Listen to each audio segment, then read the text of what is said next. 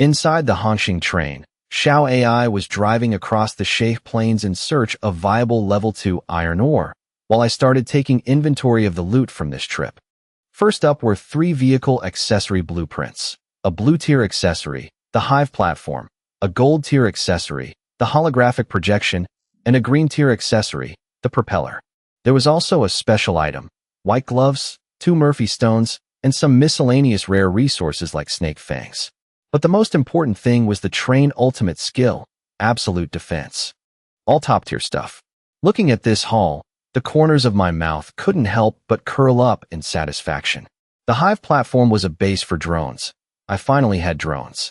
The holographic projection was a support accessory that could create immersive holograms similar to the mechanical city. The propeller was a special wheel used for underwater movement.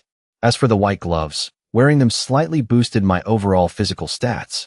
Since I hadn't installed an iris chip, I couldn't see the exact numbers, but the effect was definitely there.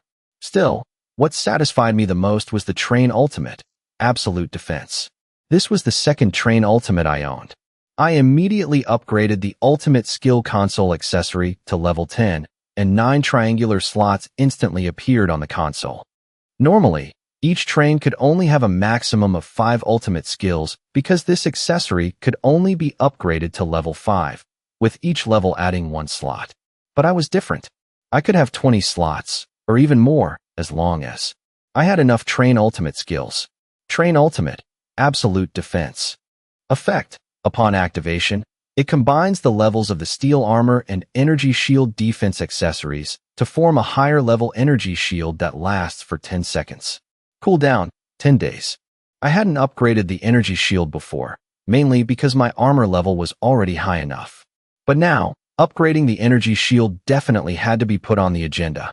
If I upgraded the energy shield to level 5, stacking them together, I could even have level 11 defense. 10 seconds was enough. If I couldn't escape in 10 seconds, extending it to 10 minutes wouldn't change the outcome anyway. I checked my remaining iron ore, still 595,000 units. After a moment of thought, I spent 125,000 units to upgrade the white tier train blade accessory to level 50. A level 50 drill and a level 50 blade. This was enough. Once I activated the Death Spin Ultimate, I'd dare to crash head-on even into a level 7 monster. Thanks to this, I unlocked 4 transcendent effects. The level 20 and level 50 transcendent effects for both the drill and the blade were the same: harder and faster spin. This didn't surprise me. This accessory only boosted stats and had no special mechanics. Forcing my way into the Flesh Train's encounter map had already proven that. If it had been the mechanical train's heaven-reaching tower, it probably would have been much harder. If that place had opened just a little later, I might have charged in long ago. The blade's transcendent effects were different. Level 20, fixed width of 10 meters, sharper. Level 50, the blades on both sides can swing, allowing the train to glide and jump short distances on the ground. If in the air, rapid swinging can increase flight speed. The width was fixed at 10 meters and didn't increase like I thought it would, but the level 50 effect made perfect sense. A 10-meter-long blade could easily act as a wing, and it even added 100 kilometers per hour to flight speed. Thinking of this, I looked at the train's 3D model on the control screen. It seemed I finally met the requirements to craft the Bunny Cloud's wheels. I immediately spent 90,000 units of iron ore to upgrade 2 gold-tier accessories, the Super Energy Tail Thruster and the Bunny Clouds, to level 10. For the Bunny Clouds to take off, the train's maximum speed had to reach 650 kilometers per hour. A level 4 train had a base speed of 160 kilometers per hour. The level 10 Nitrogen Tail Thruster added 120 kilometers per hour. The level 10 Super Energy Tail Thruster added 240 kilometers per hour, and the level 10 Bunny Clouds added 120 kilometers per hour. Combined with the 100 kilometers per hour flight speed from the level 50 blades, the total reached 740 kilometers per hour, more than enough to take off. The next moment, the blades on both sides of the Hongqing extended and began flapping rapidly. The Windfire wheels were replaced by the Bunny Clouds, and clouds materialized beneath the train. Immediately after, as the train pitched up, the entire hull left the ground, soaring freely through the air. Finally, I could actually fly. Sitting in the cabin, Watching the ground shrink beneath me, I leaned back in my chair and let out a long breath. This was real flying, not a vertical rocket launch. The flight altitude reached 5,500 meters. The level 10 bunny clouds were indeed extraordinary, but the energy consumption was no joke. Flying continuously for 24 hours would drain about 10% of a level 3 energy stone, equivalent to 5,000 units of iron ore. It wasn't cheap, but compared to the ability to fly, it was completely acceptable. After all, I didn't need to fly every day. Thinking of this, I couldn't help but admire Air Dan a little. I had to upgrade so many accessories to level 10 just to meet the takeoff requirements. He, on the other hand, couldn't upgrade infinitely. He clearly had to stack a ton of speed-boosting accessories to achieve it. Once the Super Energy Tail Thruster and Bunny Clouds reached level 10, they also gained their transcendent effects. Energy consumption halved, speed skyrocketed, and an extra speed boost during storms. Not bad at all. I was getting sleepy. I took off my clothes and lay down on the bed, leaving the rest to Xiao AI. I just told her to wake me up if she found any level 2 iron ore. The next morning, as I stood by the window, the train's residents had already started working at the level 2 iron mine outside. Xiao AI had handled everything perfectly early on. I finished breakfast, returned to the console, and continued planning my next upgrades. Even the carriage requirements were gone, and the accessory level requirements for the later stages were completely bypassed. I only needed to spend 200,000 units of iron ore. Once today's mining was done, I could start the upgrade right away. Moreover, I narrowed my eyes slightly. Every time the train upgraded, the number of craftable accessories decreased, and the upgrade conditions became simpler. At this rate, by the time I reached level 6 or 7, there would basically be no craftable accessories left. In other words, by then, I'd have to find ways to gather all the accessories myself. It felt exactly like a tutorial phase. Once the tutorial was over, you had to figure everything out on your own. On the third day, at dawn, the level 2 iron mine was completely depleted, yielding a total of 210,000 units of iron ore.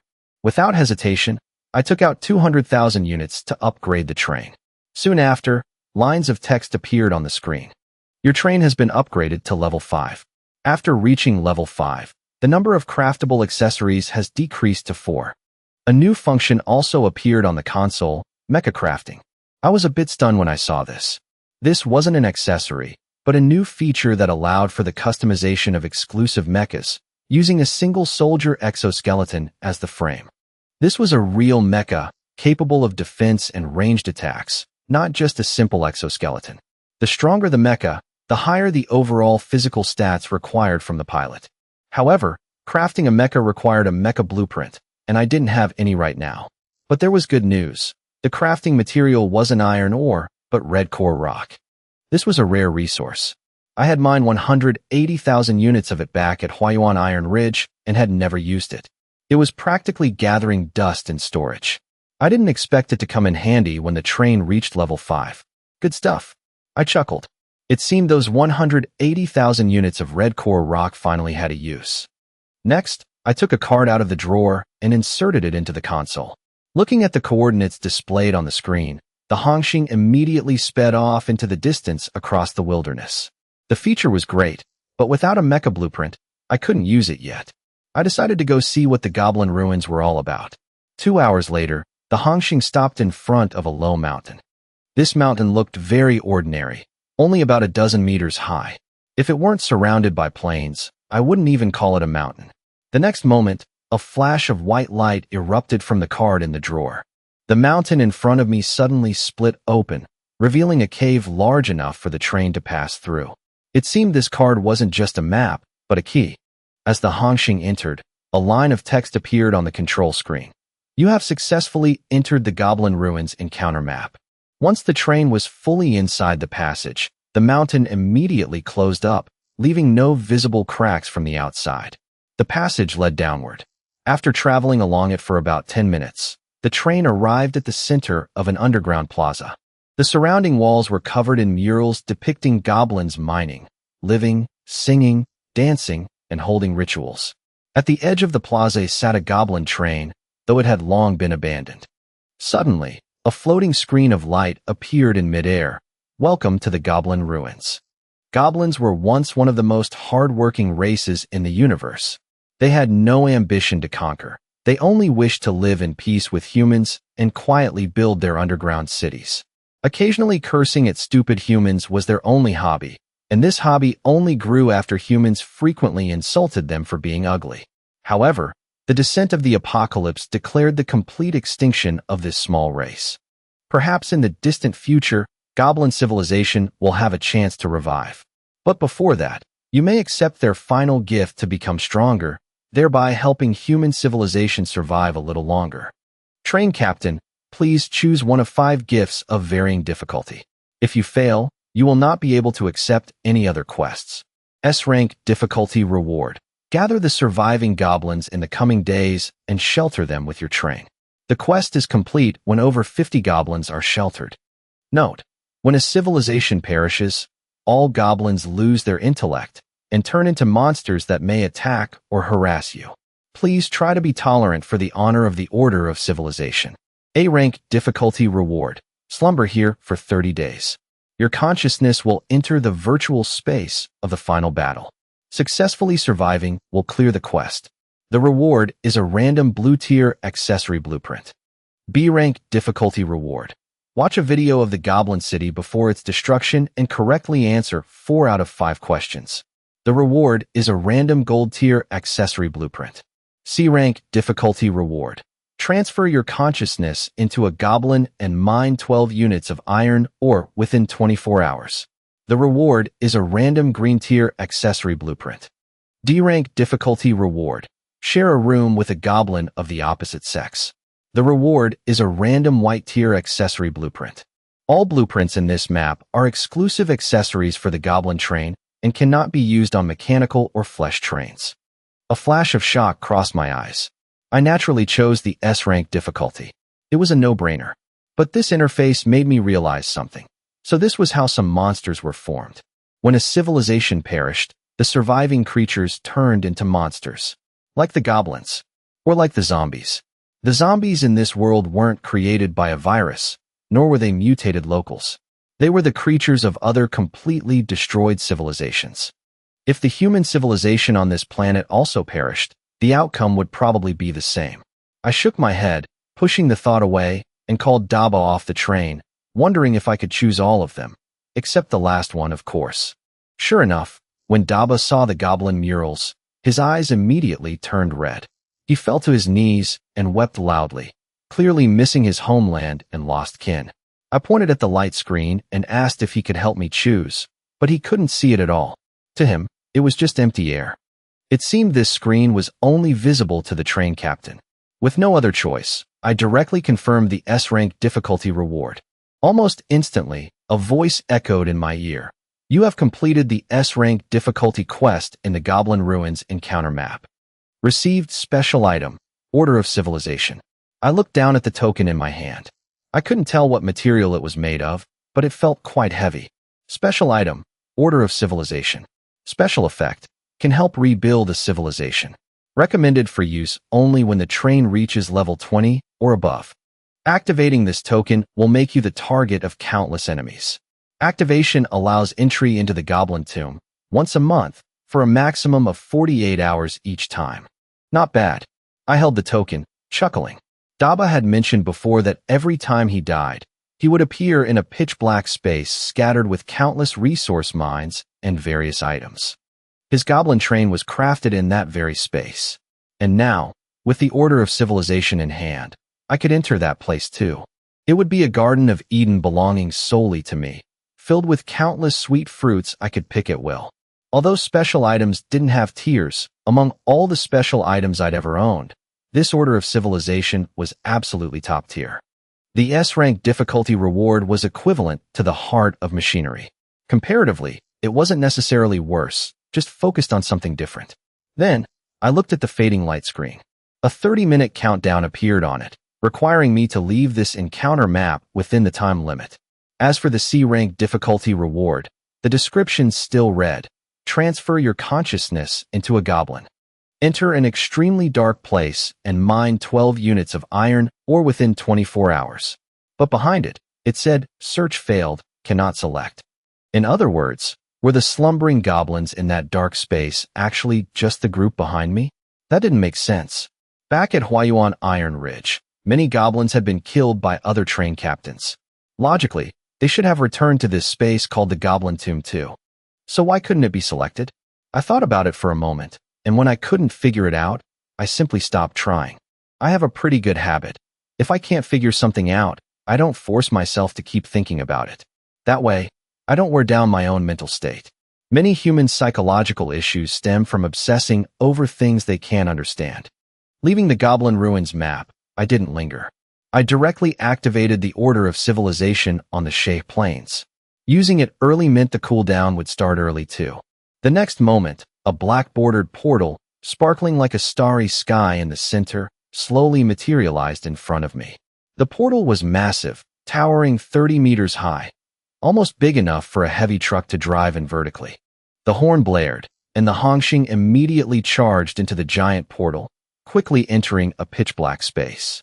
There wasn't a single ray of light around, nor any sound. It felt like floating in outer space, utterly dead and silent. As the portal behind us slowly closed, the resource radar began beeping wildly. There were no underground mines here. All the ore veins were exposed, and the sheer quantity was staggering. Whoa! I stared at the over 100 red dots representing ore veins on the radar screen, my mouth falling open in shock. This was the first time I had ever seen so many mines. It felt exactly like a cat falling into a fish basket or a mouse diving into an oil jar. There was no way to mine at all. A few lines of text appeared on the console. This is the Goblin Tomb. Time remaining, 47 hours, 59 minutes, 38 seconds. I could only stay here for 48 hours. Taking a deep breath, I didn't hesitate to turn on the train's headlights, illuminating the surroundings, and firmly pushed the throttle forward.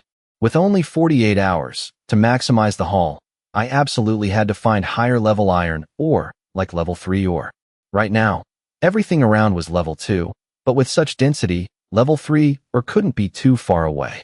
The work efficiency of the train's residents had reached its limit, but as long as we found level 3 ore, production would instantly increase tenfold.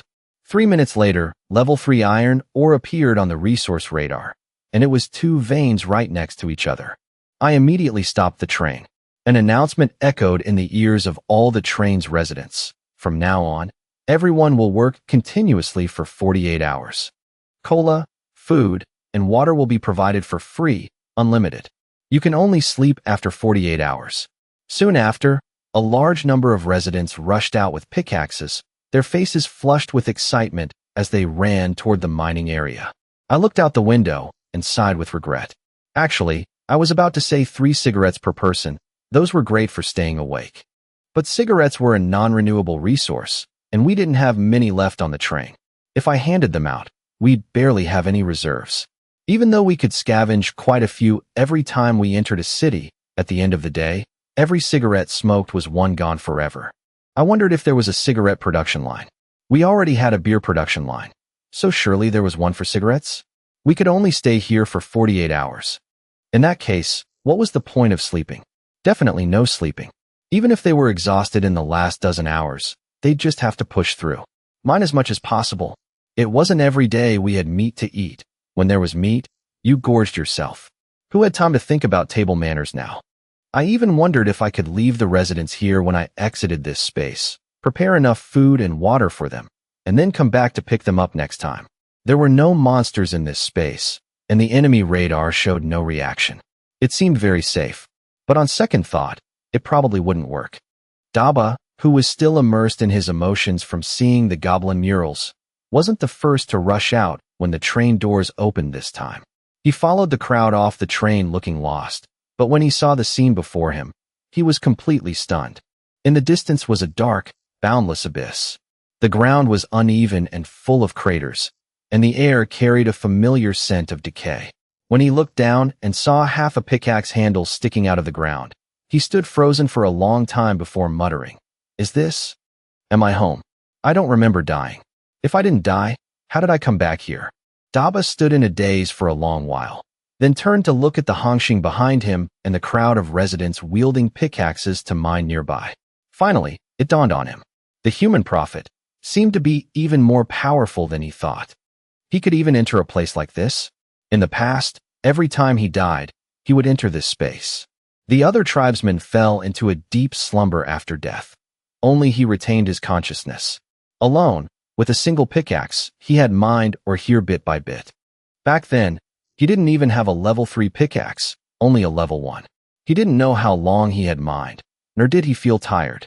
Every time he died, he returned to continue mining.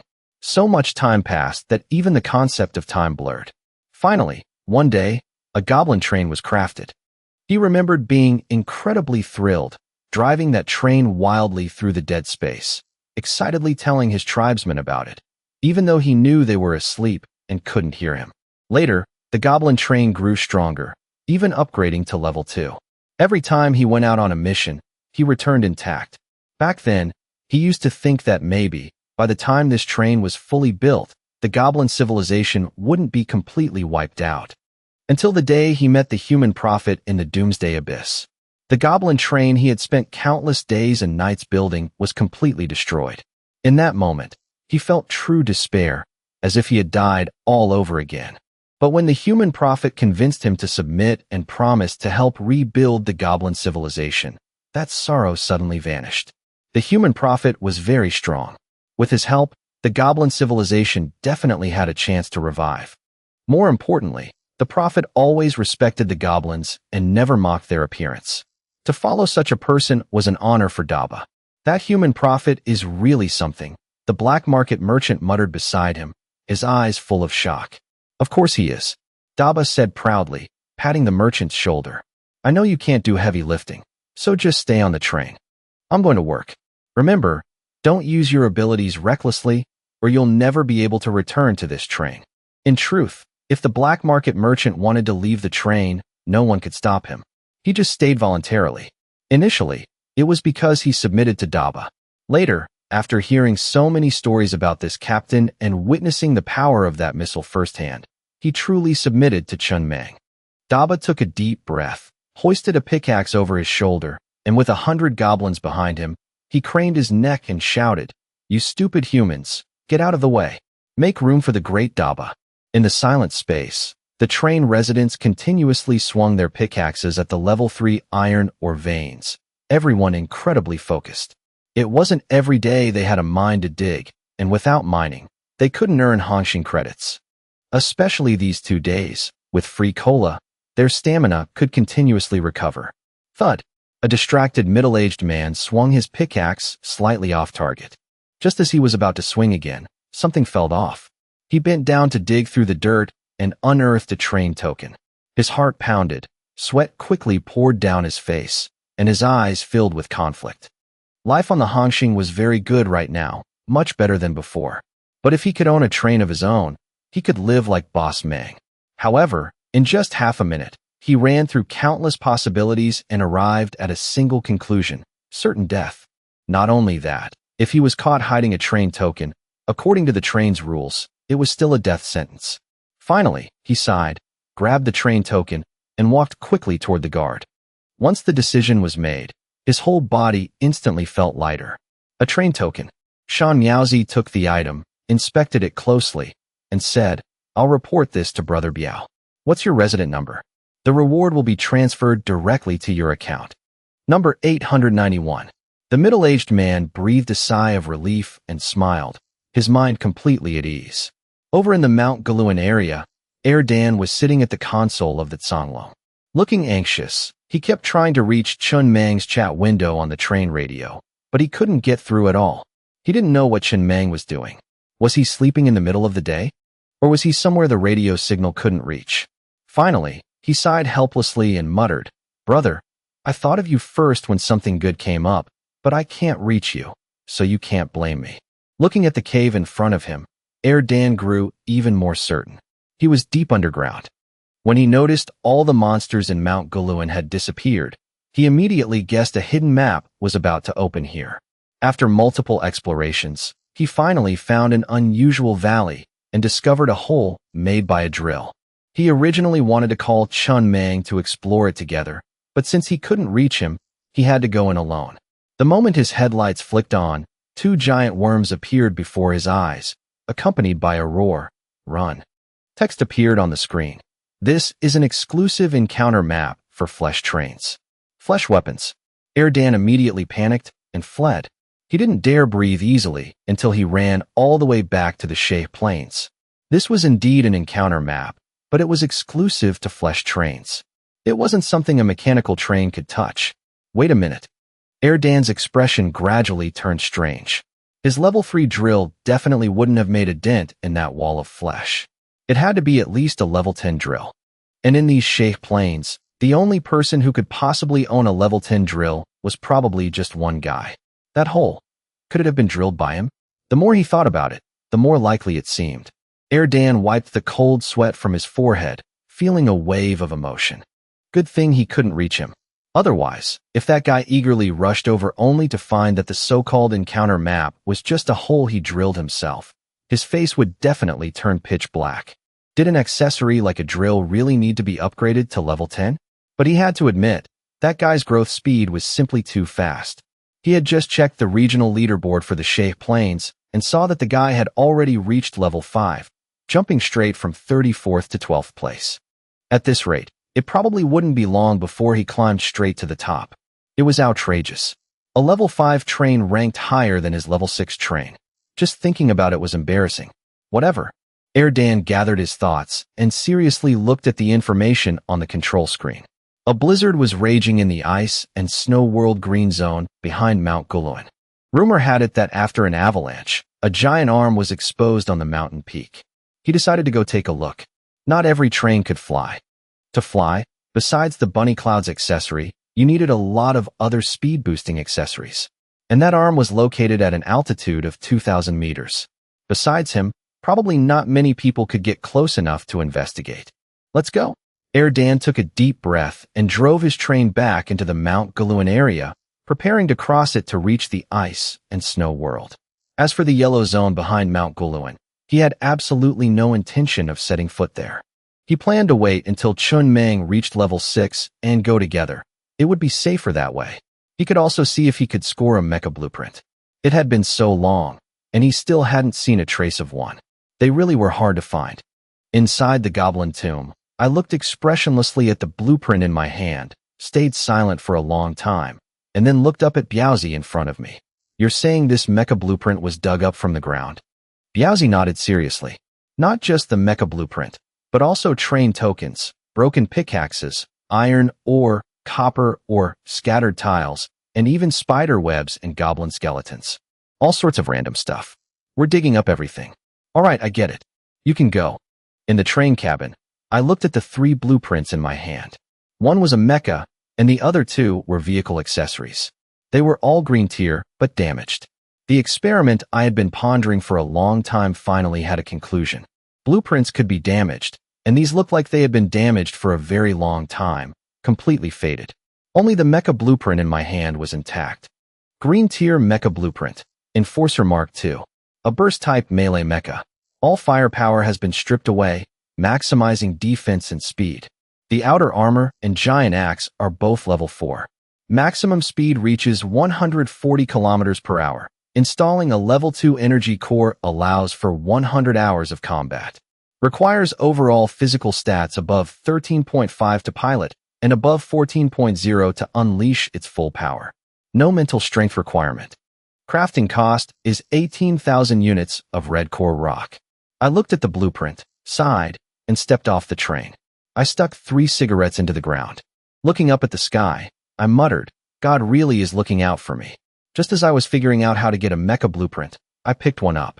According to Xiao AI's analysis, out of everyone on the Hongxing, only Zhang Damei had the physical stats to use this mecha. I immediately called her over. Before leaving, I stuck 3 more cigarettes into the ground as a farewell to the Ziyun, then spent 18,000 units of red core rock to craft the Hongxing's first mecha. Standing next to the train, I tossed a suitcase-like object into the air. The suitcase opened and rapidly expanded. By the time it hit the ground, it had transformed into a heavy mecha standing 4 meters tall. Thick steel armor layered over its chest, bolts as big as fists, and bright red lines like flowing magma ran across the giant's body. The giant axe in the mecha's hand had a handle nearly 4 meters long, looking incredibly exaggerated. Huh. I walked over and pressed the red button on the mecha's knee. The cockpit in its abdomen lowered. As soon as I stepped in, electric cables secured my body, and the screen flashed a warning that my physical stats were subpar. I ignored it completely. When I tried to move it, I only felt one thing, incredibly heavy. But I finally managed to lift its arm. Not bad. I smiled in satisfaction. However, when I tried to hold the giant axe, the terrifying weight threw the mecha off balance, and it crashed to its knees. Just then, Zhang Damei ran over and froze at the sight before her. The mecha was kneeling on one knee, the axe handle planted in the ground, its head held high, looking like a triumphant general. She watched me step out of the cockpit, unable to hide her amazement. "This mecha is yours from now on," I said calmly. "Figure out how to pilot it yourself.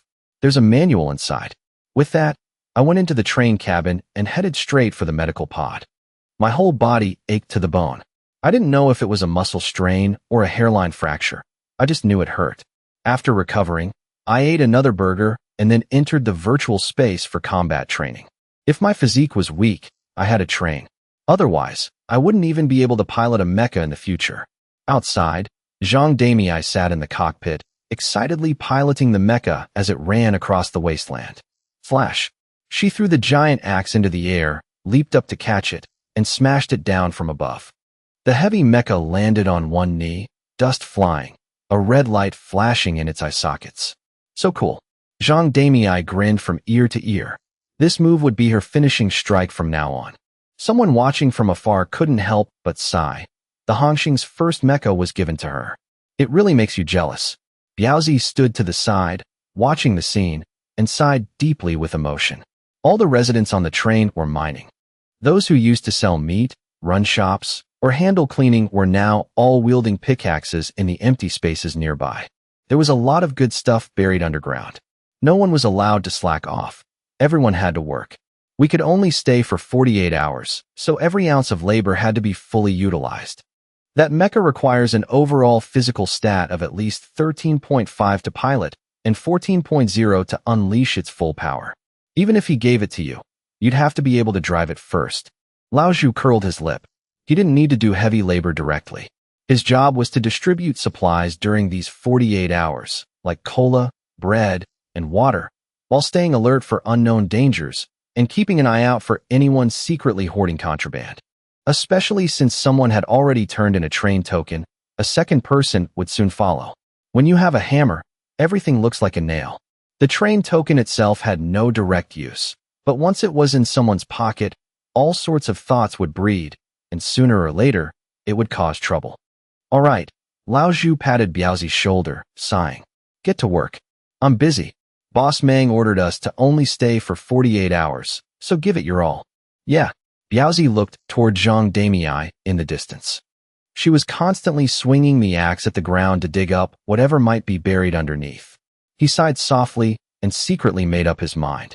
When these few days were over and they returned, he would force himself to eat 40 slices of bread every day, even if he had to stuff them down his throat. 10 slices of bread could be exchanged for 1 unit of iron ore, and 1 burger also cost 1 unit of iron ore. Combined with combat training in the virtual space, he would try to raise his overall physical stats to 13.5 as quickly as possible. He also wanted to pilot a mecha soon, but he had to admit, relying on sliced bread to boost physical stats was just too slow. It had been over 10 days since he implanted the iris chip. After 10 days of mining on the highest mountain in the northern Shay Plains, his overall physical stats had only gone from 12.1 to 12.2. It wasn't that it didn't increase, but it increased too little.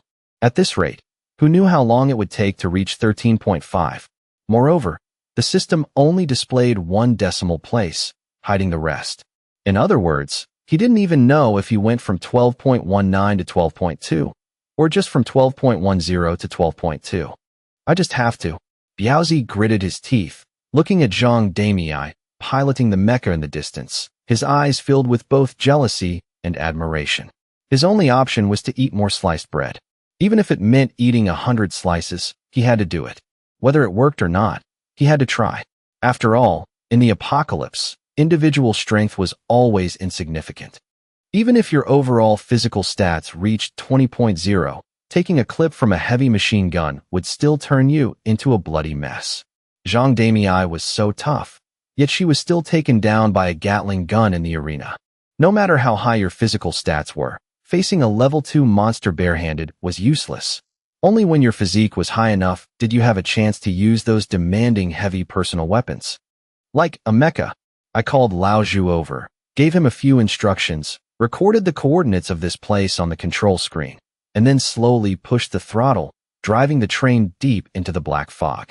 As the train left, visibility in the mining area plummeted, leaving only dozens of flashlights emitting faint beams. Seeing the Hongxing leave, the residents stopped working one after another, panic evident on their faces, and couldn't help but ask out loud. Where did Boss Mang go, Brother Biao? What is Boss Mang doing? Is he coming back? Did something happen? The initial excitement quickly vanished, replaced by anxiety and unease. At first, everyone was thrilled about the free cola, the dents or veins, the chance to earn more crystal vouchers, and the level 3 or that would make the train stronger and give them a sense of security. But the moment the train left, all those feelings instantly turned into fear. Where was this place? No sky, no moon, just stepping into a void of darkness. When the train was here, they felt safe. The moment it left, everyone panicked. Quiet, Biaozi shouted coldly into a megaphone. Everyone, pay attention to the announcement sent by President AI in the top left corner. Boss Mang has gone deeper to scout. There are no monsters in this space. Everyone's safety is guaranteed. Even if there is danger, we will block it. Boss Mang will be back. Everyone, keep mining just like before. Is the highest really only level 3, or? I looked at the resource radar screen in the desolate space, shrouded in darkness, and muttered, those 2 level 3 iron ore veins were already great, with extremely high yields. Enough to mine for a full 48 hours. Earlier, the level 3 red core rock mine was depleted in just over an hour, yielding 180,000 units. I've been driving for 10 minutes, and the radar keeps beeping. It's all level 1 and level 2, or everywhere. Level 3 pops up occasionally, but there's still no sign of level 4 or. Daba, I turned to look at him. You're familiar with this place. Is there level 4 or here? I'm not sure. Daba shook his head seriously. My memories are pretty blurry. I never witnessed the destruction of the goblin civilization. I died before I could even see it. A lot of my memories are gone. I only retained a small part. I just remember that at some point, every time I died, I would appear in this space. There are a lot of lost items buried underground. I dug up a train token and a pickaxe, and then started building the goblin train. As for how big this place actually is, I don't know either. I nodded, saying no more, and continued driving deeper into the darkness. By now, I was far away from Biaozi and the others, almost out of contact. But if anyone died, the train's crew list would show it immediately, giving me enough time to rush back. It seemed the highest tier in this space was probably just level 3 or. Just then, I spotted the wreckage of a train in the distance. It had 7 carriages in total, heavily dilapidated and abandoned. I stopped the train and led Daba and Xiao AI off to investigate. The carriages were empty, and there was nothing in the control room either. No resources, no food, just a strong stench of decay. This train looked to be only level 2 or 3. The only unique thing about it was its wheels. They weren't windfire wheels, nor were they spider legs. Under each carriage were 4 goblin skeletons. Even after so long, those dozens of skeletons still stood in place, carrying the entire train on their shoulders. It looked like a bridal sedan chair. This is. Daba froze, a memory deep in his mind suddenly awakening. He roared in fury, those beasts. They actually did it. Did what? I frowned, looking at the eerie ruined goblin train before me. Do you recognize these wheels? Were they made from goblin merchants? No. Daba took a deep breath, his eyes red, his voice trembling. These are wheels made from black market merchants. Before I died, the goblin sages proposed using black market merchants as wheels so the train could teleport randomly, striking directly into the enemy's heart and becoming a ghost train. But when black market merchants carry heavy loads, they only teleport themselves, not the objects. To make it work, they had to be permanently fused to the train. It was incredibly cruel. Moreover, each person teleports to a different location, creating countless unsolvable problems. The whole tribe opposed it, especially since black market merchants are the heaven's gift to the goblins. Doing this violated our ancestral teachings. The plan was shelved. I didn't expect that after I died, they actually went through with it. Daba gritted his teeth. Black market merchants don't have much physical strength. Carrying such a heavy train on their shoulders, the pain is unimaginable. Crushed half to death, then kept alive using all sorts of methods. Crueler than the enemy. A flash of shock crossed my eyes as I looked at the ruined goblin train before me. Despite its inhumane nature, I had to admit the idea was absolutely brilliant. A train that could teleport randomly was indeed enough to become a ghost train, striking fear into the enemy. However, in a battle of that scale, how would they resupply ammunition? And what if they accidentally teleported right into the center of the enemy army?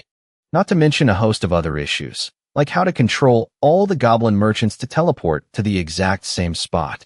I couldn't think of a solution.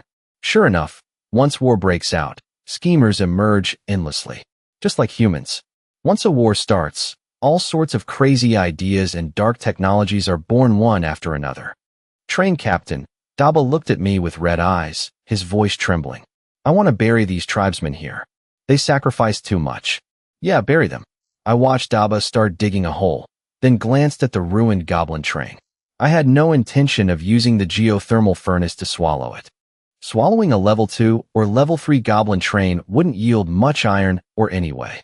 Besides, Daba was sobbing his heart out right there. If I did it now, it would be like grave robbing right in front of the deceased family. Who knew how long these ruins had been here? Daba only tapped lightly with his pickaxe a few times, and the goblin bones crumbled to the ground. The arm bones had completely fused with the carriages and could only be pried off by force. I leaned on my cane, unconsciously rubbing the round ruby on top, staring into the deep darkness, remaining silent. Soon, Daba gathered all the goblin remains and piled them into a small mound. Then he walked up to me, bowed his head, and said hoarsely, "It's a pity. If they could have met you, my lord, maybe they wouldn't have met such an end." Yeah, I nodded, saying no more. I just led Daba and Xiao AI back to the control room and continued driving deeper into the darkness to explore. 30 minutes later, boom. The Hongxing crashed straight into a wall. The drill spun wildly, but after 5 full minutes, the dirt wall in front of us hadn't budged an inch. I stared at this wall. This was the edge of the space. I flew up to an altitude of 5,500 meters and still couldn't get past it. Drilling underground yielded the same result. My level 50 drill usually tore through flesh maps, yet it was completely useless against this wall. I retracted the drill. Given the situation, even upgrading it to level 100 would probably be useless. I suddenly realized I had developed another bad habit.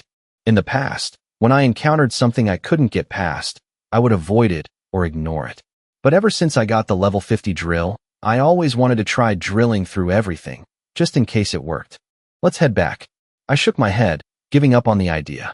This was clearly the map boundary. Breaking it from the inside, even if possible, wouldn't end well. On the way back, I drove along the edge of the wall. An hour later, the Hongxing returned to Biaozi and the others. The headlights illuminated the area, making visibility clear again. The terrified residents finally breathed a sigh of relief. On the way, aside from that ruined goblin train, I didn't see any other trains. I only saw countless goblin remains scattered across the ground.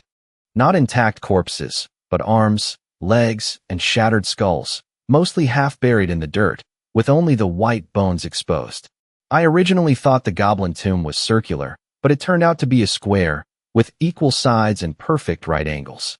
Drilling down 6,000 meters also hit a boundary, proving that this entire space was like an independent, sealed box.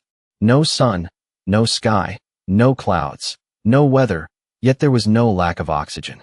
I returned to the original coordinates, leaned back in my chair, and pondered. There was no level 4 or only level 3 at best. That was enough.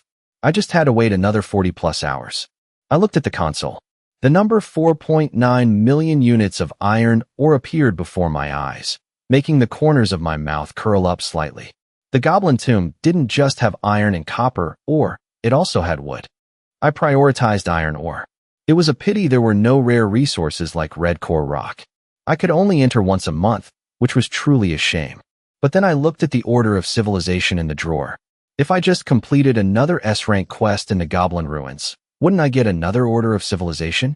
I couldn't enter again, but someone else could. Without hesitation, I had Xiao AI call Biaozi to the control room. Most of the residents had fallen into a deep sleep after 48 hours of continuous labor.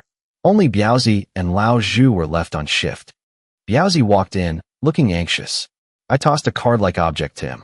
He caught it, looked closely, and realized it was a train token. Before he could process it, my voice rang out. Take it. Build a train. You'll be the train captain.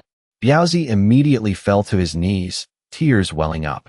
Boss Mang, I've never had any thoughts of betrayal. Someone must be slandering me. I couldn't help but stand up. You're a grown man. What are you crying for? I'm not telling you to split off. This is the green zone. If you take a train token and try to set up your own faction, you won't even know how you died. I continued assigning the task. Take them into the Goblin Ruins, complete the S-rank quest to shelter 50 goblins, and then come back. Biaozi wiped his tears. Hearing the end of it, his eyes lit up. Boss Mang, I'm still the captain of the first guard squad, right? As long as you don't die in there. I guarantee I'll complete the mission. It was right behind them. Very quickly, a brand new level 1 train was built. It was extremely basic, with only a locomotive and 2 carriages. Each carriage held 30 slumbering goblins. Even Daba was groggy. Goblins weren't machines.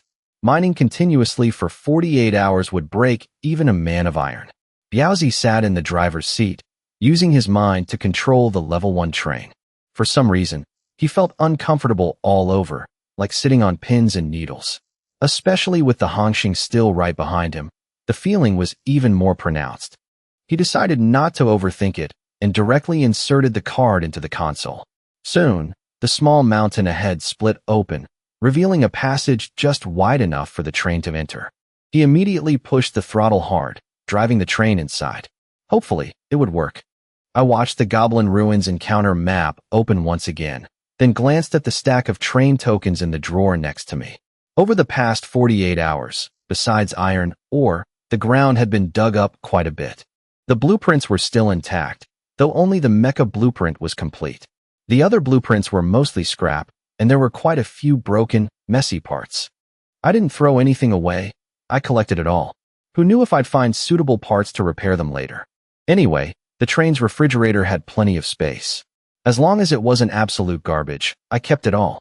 On the other hand, we dug up quite a few train tokens. Combined with what I already had, I now had a total of 14. Not bad. If these things could be merged 3 into 1, I'd probably have a top-tier train token by now. If Biaozi returned smoothly, these 14 train tokens could very well be exchanged for 14 orders of civilization. By then, I could practically live in the Goblin Tomb all day, mining to my heart's content. 30 minutes later, the Goblin Ruins encounter map slowly opened again. The train Biaozi built slowly drove out and stopped beside me. Soon, Biaozi jumped off and fell to his knees, his face full of shame. Boss Mang, the mission failed. Failed. I frowned, pushed the door open, and stepped off the train, looking at him in confusion. Didn't I give you 60 goblins? How did it fail? The S-rank quest showed as already completed and couldn't be selected again. Only the 4 quests from A to D were left. I paused for a moment, not too disappointed. I helped Biaozi up, patted his shoulder, and said casually, "It's fine. It was just an experiment anyway. If it failed, it failed. Bring the goblins back." About that, seeing that I wasn't blaming him, Biaozi carefully offered up a part blueprint. The C-rank quest couldn't be selected either. Only A and B were left. I figured since I was already there, I couldn't come back empty-handed. Quests A and B were too hard, and I wasn't confident, so I chose the D-rank quest. Even though the reward was the lowest, something is better than nothing. I looked down at the white tier part blueprint in my hand, silent for a long time. Then I looked up, patted his shoulder again, and softened my voice. Biaozi, you've sacrificed too much for the Hongxing. You really don't have to push yourself this hard. It's what I should do. You've worked hard. Go get some rest. Biaozi left. I looked at the white part blueprint in my hand and sighed softly. His logic wasn't wrong. Since he failed, he might as well salvage whatever he could. But wasn't he being a bit too ruthless with himself? If it were me, I wouldn't accept such a huge sacrifice for a white blueprint. It would have to be at least an order of civilization for me to even consider it. Part name, Red Chestnut Production Line. All parts in this map were exclusive to the goblin train. Red chestnuts were the goblin's favorite snack. I had never seen them before, but after crafting it, giving them to Daba and the others as snacks wouldn't be bad. Whether it boosted physical stats or not was still unknown. Biaozi's situation reminded me of something. I called Li Shurji over and shoved a train token directly into his hand. Go in there and complete the B-rank quest. 10 minutes later, looking at the train with only a locomotive, I nodded in satisfaction. The B-rank quest only required watching a documentary about the goblins before their extinction, memorizing the information, and answering 4 out of 5 questions correctly. Giving this task to Li Shurji was no problem at all. 30 minutes later, Li Shurji returned smoothly and handed me a gold tier part blueprint. Everything went very smoothly. According to Li Shurji, the S-rank and D-rank quests were both completed and couldn't be selected again. I chuckled, then controlled the Hongxing to swallow the 2 trains we had just used. The Goblin Ruins were different from the Heaven-Reaching Tower. The Heaven-Reaching Tower was a stage-clearing map. Once you left, it closed permanently. But the Goblin Ruins could be entered multiple times as long as you had the coordinates and the key. It was just that completed quests couldn't be selected again. The gold tier part blueprint in my hand was an exclusive part for the Goblin Train. Extremely rare, Goblin Train ticket. Its effect was similar to a regular train ticket, but with no range limit. No matter where you were, you could teleport back to the train. It was just restricted to Goblin use. I spent 49,400 units of iron or to instantly upgrade both exclusive parts to level 10. Both the Red Chestnut Production Line and the Goblin Train ticket gained transcendent effects. I went to the living carriage and picked up a freshly produced red chestnut to examine it. It looked like a macadamia nut, bright red. I tossed one into my mouth. Crunchy, with a milky taste mixed with a fruity flavor. The taste wasn't bad, and the production cost was cheap. It was very suitable as a snack. I carried a plate of red chestnuts back to the control room. The night wind was strong, howling through the gaps between the carriages. I suddenly wondered, were there any female goblins among them? And did they have periods too? In the guard carriage, Lao Zhu looked at Biaozi, frowning slightly as he asked, "Are you okay?" "I'm fine, just a bit tired." "Then get some rest. Squad 2 is on watch tonight." In the control room, I saw a message from Erdan. His tone was urgent and frantic. He said he accidentally unleashed a terrifying boss in the ice and snow world and was currently rescuing people and running for his life. I looked at the screen, stayed silent for a moment, and replied, "What level is the monster?" "I'm not sure, but you could give it a try." "You can't get in. This area has been sealed off. There's no other way." I originally wanted to test the power of the death spin created by the level 50 drill and the level 50 train blades, but clearly, I wouldn't get the chance. Then, I shifted my gaze to the 4 new parts that could be crafted after the train reached level 5. Doomsday Autocannon, blue tier part, requires nearly 5,000 units of iron ore to craft. Dustless Glass, gold tier part, requires 1,000 units of iron ore to craft. Specialized Space, gold tier part, requires 1,000 units of iron ore to craft. Showerhead, white tier part, requires nearly 100 units of iron ore to craft.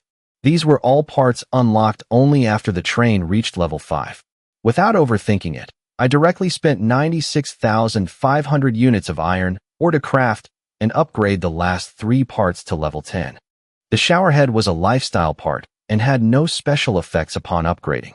Each nozzle was connected to a water tank, allowing the refrigerator to be converted into a public bathhouse, partitioned in the middle into male and female sections.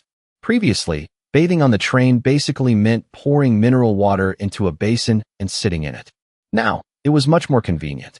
The level 5 transcendent effect of the showerhead automatically included a powerful cleaning agent, while the level 10 effect had none. The included cleaning agent could quickly remove dirt from the body, making it quite comfortable to use. Next was the gold tier part, Dustless Glass. This part coated the glass with a transparent film that didn't affect visibility, but prevented any dirt or blood from sticking to it. Thanks to this, the next time the train plowed through a horde of zombies, the windshield wouldn't be covered in blood blocking my view, and it could also withstand harsh stormy weather.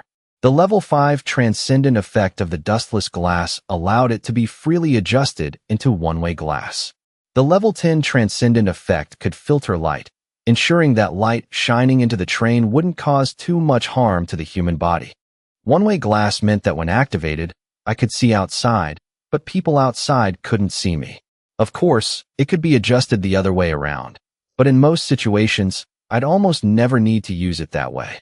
The first use was much more practical, especially when interacting with other trains, or when taking Gue Soso out to find some excitement. Finally, the most notable item was the specialized space. Its effect was similar to the level 10 refrigerator. I had always been curious about one thing. I had a level 10 refrigerator to expand my usable space, so how did other trains solve their space issues? As the train's level increased, the population would grow too, and the number of carriages definitely wouldn't be enough. Hundreds of carriages sounded grand, but the cost of crafting armor and firepower for each one was unimaginably high. Now, the answer was right in front of me. Just use the specialized space. I went to carriage number 2. The level 10 spatial portal I just crafted was right on the carriage wall, looking just like a normal wooden door. But when I pushed it open and stepped inside, a massive space lay behind it. It was a square space, measuring 1,000 meters in both length and width. At level 1, it was only 100 meters on each side. Upgrading it to level 10 directly expanded it tenfold. This was a gold tier part, meaning even without a Murphy stone, you could still have a space 500 meters on each side. The ground in the space was green grass that reached just above the ankles. Looking out, it was a lush expanse of green. There were clouds in the sky, and even a sun. The space was surrounded by a ring of pine trees, making it look like a utopian paradise, completely out of place in the apocalypse. I looked at the scene before me and chuckled, feeling quite satisfied. The grass underfoot was created by the level 5 transcendent effect of the specialized space. As for the white clouds, the sun, and the ring of pine trees, they were all created using the holographic projection. None of it was real, but it looked exactly like the real thing. Standing in this space and looking up, the clouds were very high, giving no sense of confinement, nor could you feel the ceiling, which was only 50 meters high. If I placed more refrigerators in here, a luxurious high-end residential area would practically take shape. The level 5 transcendent effect of the specialized space allowed for partial environmental changes inside, like grass or flowers, by consuming iron ore. The level 10 transcendent effect allowed it to be freely dismantled and relocated within the train. Its area was much larger than the level 10 refrigerator, but it had one drawback. The refrigerator could be taken off the train, while the specialized space could not. Each had its own advantages. After finishing all this, I checked my remaining iron ore and took out 3.2 million units to upgrade the armor of all 15 carriages, including the locomotive, to level 7. With level 7 armor, I wouldn't have to worry too much even if I entered a yellow zone. The remaining iron ore was 1.55 million units. After a moment of thought, I took out 950,000 units to craft 10 doomsday autocannons on the first 10 carriages. I also upgraded all of them to level 10. Currently, when dealing with bosses, I had the train ultimate death spin and also the Hellfire missiles, but the former had a cooldown and the latter was too expensive. For weaker monsters, I had heavy machine guns, train blades, drills, and 18 cherry blossom rocket launchers. It was just that the rockets hadn't had a chance to shine yet. As for the intimidation-focused firepower part, the repeating crossbow, the effectiveness of this white tier part was just too poor. I had long planned to dismantle them all when I needed new carriages later, making room for a different setup. Whether the monsters were strong or weak, I had ways to deal with them. But in the mid-tier power range, I was always lacking. And the Doomsday Autocannon perfectly filled that gap. I stepped off the train, stood on the Sheh Plains, and looked at the Hongxing parked in front of me. A total of 15 carriages, each covered in thick, pitch-black armor. Even if you smashed it with a pickaxe with all your might, you'd only hear a dull thud. The exterior of each carriage was equipped with 4 heavy machine guns, 10 Doomsday Autocannons, and 1 Hellfire Autocannon. Among them, the largest caliber was the Doomsday Autocannon. The Doomsday autocannon was more than 3 times larger than the Hellfire autocannon, far surpassing the heavy machine guns. It was an 18-barrel type, like a Gatling gun, with an extremely fast rate of fire. A single barrage would make it nearly impossible for any carbon-based life form to withstand. Both the Hellfire autocannon and the Doomsday autocannon were blue-tier parts. However, the Hellfire autocannon was unlocked when the train reached level 4. At the time, I only crafted one and didn't upgrade it, purely to meet the train's upgrade conditions. It was clearly just a transitional firepower part, not worth wasting resources on. But the Doomsday autocannon was completely different. Also a blue-tier part, it had 16 more barrels than the Hellfire autocannon, so its power naturally went without saying. Most importantly, the level 5 transcendent effect of this part halved its energy consumption. This effect might seem ordinary on other parts, but on a firepower part, it became an absolutely god-tier ability. At the level 10 transcendent effect, the consumption was halved again. That meant it was reduced twice in a row. A level 1 artillery shell required 5 units of copper or to craft. A level 2 shell required 10 units. A level 3 shell required nearly 20 units. A level 4 shell required 50 units. A level 6 shell required nearly 100 units. A level 7 shell required nearly 200 units. A level 6 artillery shell originally required 100 units of copper ore. After being halved twice, it only cost 25 units. This price was even cheaper than heavy machine gun bullets, because a level 6 heavy machine gun bullet also required 100 units of copper ore. The price was much cheaper, but the power was greater. The cost-performance ratio was pushed to the absolute limit. Excellent. I looked at the 10 Doomsday autocannons on the Hongxing with satisfaction. Currently, the train still had 850,000 units of copper ore left, enough to buy nearly 100,000 level 6 artillery shells.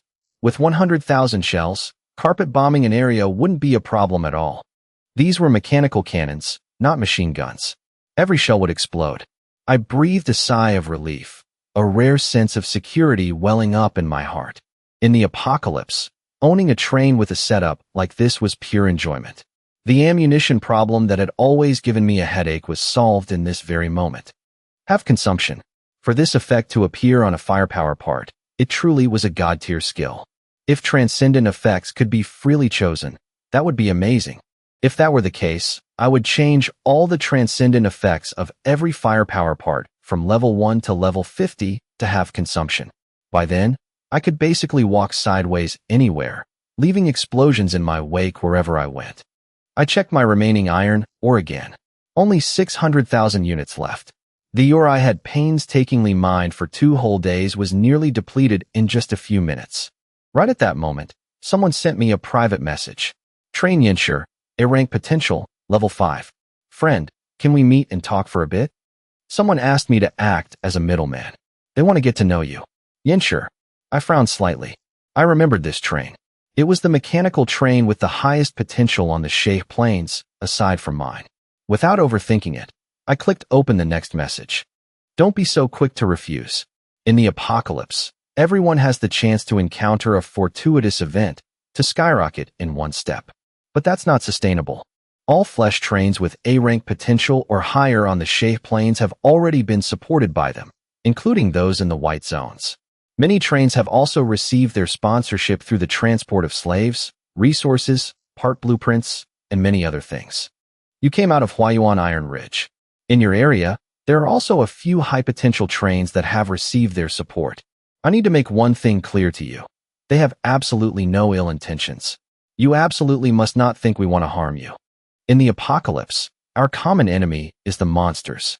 No one would intentionally push a train into hell just because it's developing too fast. That's a foolish thought. If that were really the case, they wouldn't have been able to attract so many people to join. For the first meeting, it'll just be the two of us meeting privately. Can we meet in the virtual combat training space? I believe this can dispel your worries. I'll open a private arena. The room number is 28301. Password is 68. If you agree, we can talk in the arena. I believe you must have upgraded this part to level 5 as well. I looked at the long string of messages in my train radio's private inbox, frowned in thought for a moment, and then strode toward the virtual combat training space nearby. An organization? After the apocalypse descended, the whole world was divided into countless zones. High-level trains absolutely could not enter low-level zones. Under such circumstances, how could an organization be formed? But I didn't mind making contact with the other party for a bit. Clearly, this person held more information than I did. Once the virtual combat training space was upgraded to level 5, you could participate in ranked matches and fight against members of other trains. 5 minutes later, I stood alone in an arena within the virtual combat training space. Opposite me was a rather young man, not particularly tall, about 1.7 meters. Let me introduce myself first. I'm Chi-Tian. The young man smiled, sat down on the ground, motioned for me to sit as well, and continued, just relax. When this organization first contacted me, I was just like you, full of vigilance. But you have to believe one thing. In the apocalypse, even a train captain who commits all sorts of evil deeds has merit, because he can kill more monsters. Chin Mang, I replied simply, crossing my legs and sitting down as well, my eyebrows slightly furrowed. I didn't show any tension or vigilance. With my strength, I wasn't afraid of the person in front of me at all. But from the moment he sent the private message to when we met, the other party kept repeatedly emphasizing for me to relax. This was a common psychological manipulation tactic used by those in higher positions, continuously using words to make the other party think they are nervous, thereby seizing the initiative in the conversation. Ordinary people wouldn't notice the hidden insult in those few sentences. But this was a trick I used a lot when managing my company before the apocalypse, so I was extremely sensitive to it. Chi-Tian nodded seriously. Then let's begin our first official contact. Our organization is called Libra. Before I continue, let me ask you a few questions. A white tier part blueprint is definitely useless to you now, right? It's useful. Even if it's useful, it probably doesn't have a huge impact, right? It has a huge impact. The smile on Chi-Tian's face gradually stiffened. He looked at me seriously, momentarily at a loss for words. He paused for a moment before continuing. Then let's put it another way. If you threw away 1,000 units of iron or right now, you definitely wouldn't feel too heartbroken, right? I would. I frowned slightly. You guys have only lived a few good days, and you're already acting this arrogant? Do you know that 100 slaves have to dig all day in a level 1 iron mine just to earn 1,000 units of iron ore? The corner of Chi-Tian's mouth twitched. He took a deep breath and continued. Then let's put it another way. For example, a certain white tier part blueprint you have extra of, or if you have too many slaves and can't feed them all. In that situation, would you be willing to give them away? No. I evaluated the young man in front of me with a strange look. Why don't you give all your slaves to me? If I have extra, can I trade them? Why do I have to give them away? Is your organization's principle to accumulate merit in the mortal world, and then wait for everyone to die in the apocalypse so you can take that merit to Buddha and discuss reincarnation? Chi-Tian remained expressionless, sitting cross-legged on the ground, looking down at his toes. He stayed silent for a long time, then ignored my sarcasm and continued speaking. The organization is called Libra. Its mission is to send things we don't need to people in lower-level zones, so that more trains can develop. For example, trains in the yellow zone send things they don't need to us, and we send things we don't need to trains in the white zones. That is the organization's principle. It's not about some nonsense merit. In this organizational chain, everyone can gain greater benefits than what they put in. Even the trains at the lowest tier, after benefiting and growing, must continue to provide supplies to the trains in the white zones. Although the organization cannot directly enter lower-level zones, there are still ways to contact the trains there. For example, having trains from the white zones wait at the borders between zones to receive supply transport trains. Although there are survivors in every zone, and train tokens drop in every zone, so far, 80% of the trains have grown out of the white zones. In the green zones and above, level 1 trains have almost no room to develop. It is precisely because of this mechanism that, even though the apocalypse has been going on for over a year, new trains are constantly growing. One day, we will wipe out all the monsters and rebuild our home on this scarred planet. I said nothing, just quietly observing the young man in front of me. Rebuild our home. That was almost impossible. If interstellar travel couldn't be achieved within 5 years, we'd just be waiting to die. According to the information I saw in the Doomsday Abyss, this planet would completely collapse in 5 years. Observation windows like the Doomsday Abyss couldn't possibly exist only in Huayuan Iron Ridge. I just didn't know if this organization had that information or not. Or maybe they deliberately hid it and didn't tell anyone. The principle sounds great. So what's next? The organization hopes you can join. As a welcome gift, we will give you a big present. For example, 50,000 units of iron ore. That little? What? The young man was slightly taken aback. Just a moment ago, you couldn't even bear to throw away 1,000 units of iron ore. Those are two different things. The young man was silent for a moment before continuing. These 50,000 units of iron ore are provided to you by a train in the yellow zone. They can't bear to give more than that. You just need to give 5,000 units of iron ore to a designated train in the white zone. One in, one out. It's equivalent to you making a net profit of 45,000 units of iron ore. This is a guaranteed profitable deal. Furthermore, after joining the organization, you won't have to accept any mandatory missions. You have no superiors. Everyone just gathers together to keep each other warm. I nodded. How long has your organization been around? About 6 months. Which zone is the strongest train in your organization located in? I don't know. Under this structure, those strongest trains would forever be the suppliers. I was a bit curious. Were their resources infinite? To be able to continuously supply downwards like that.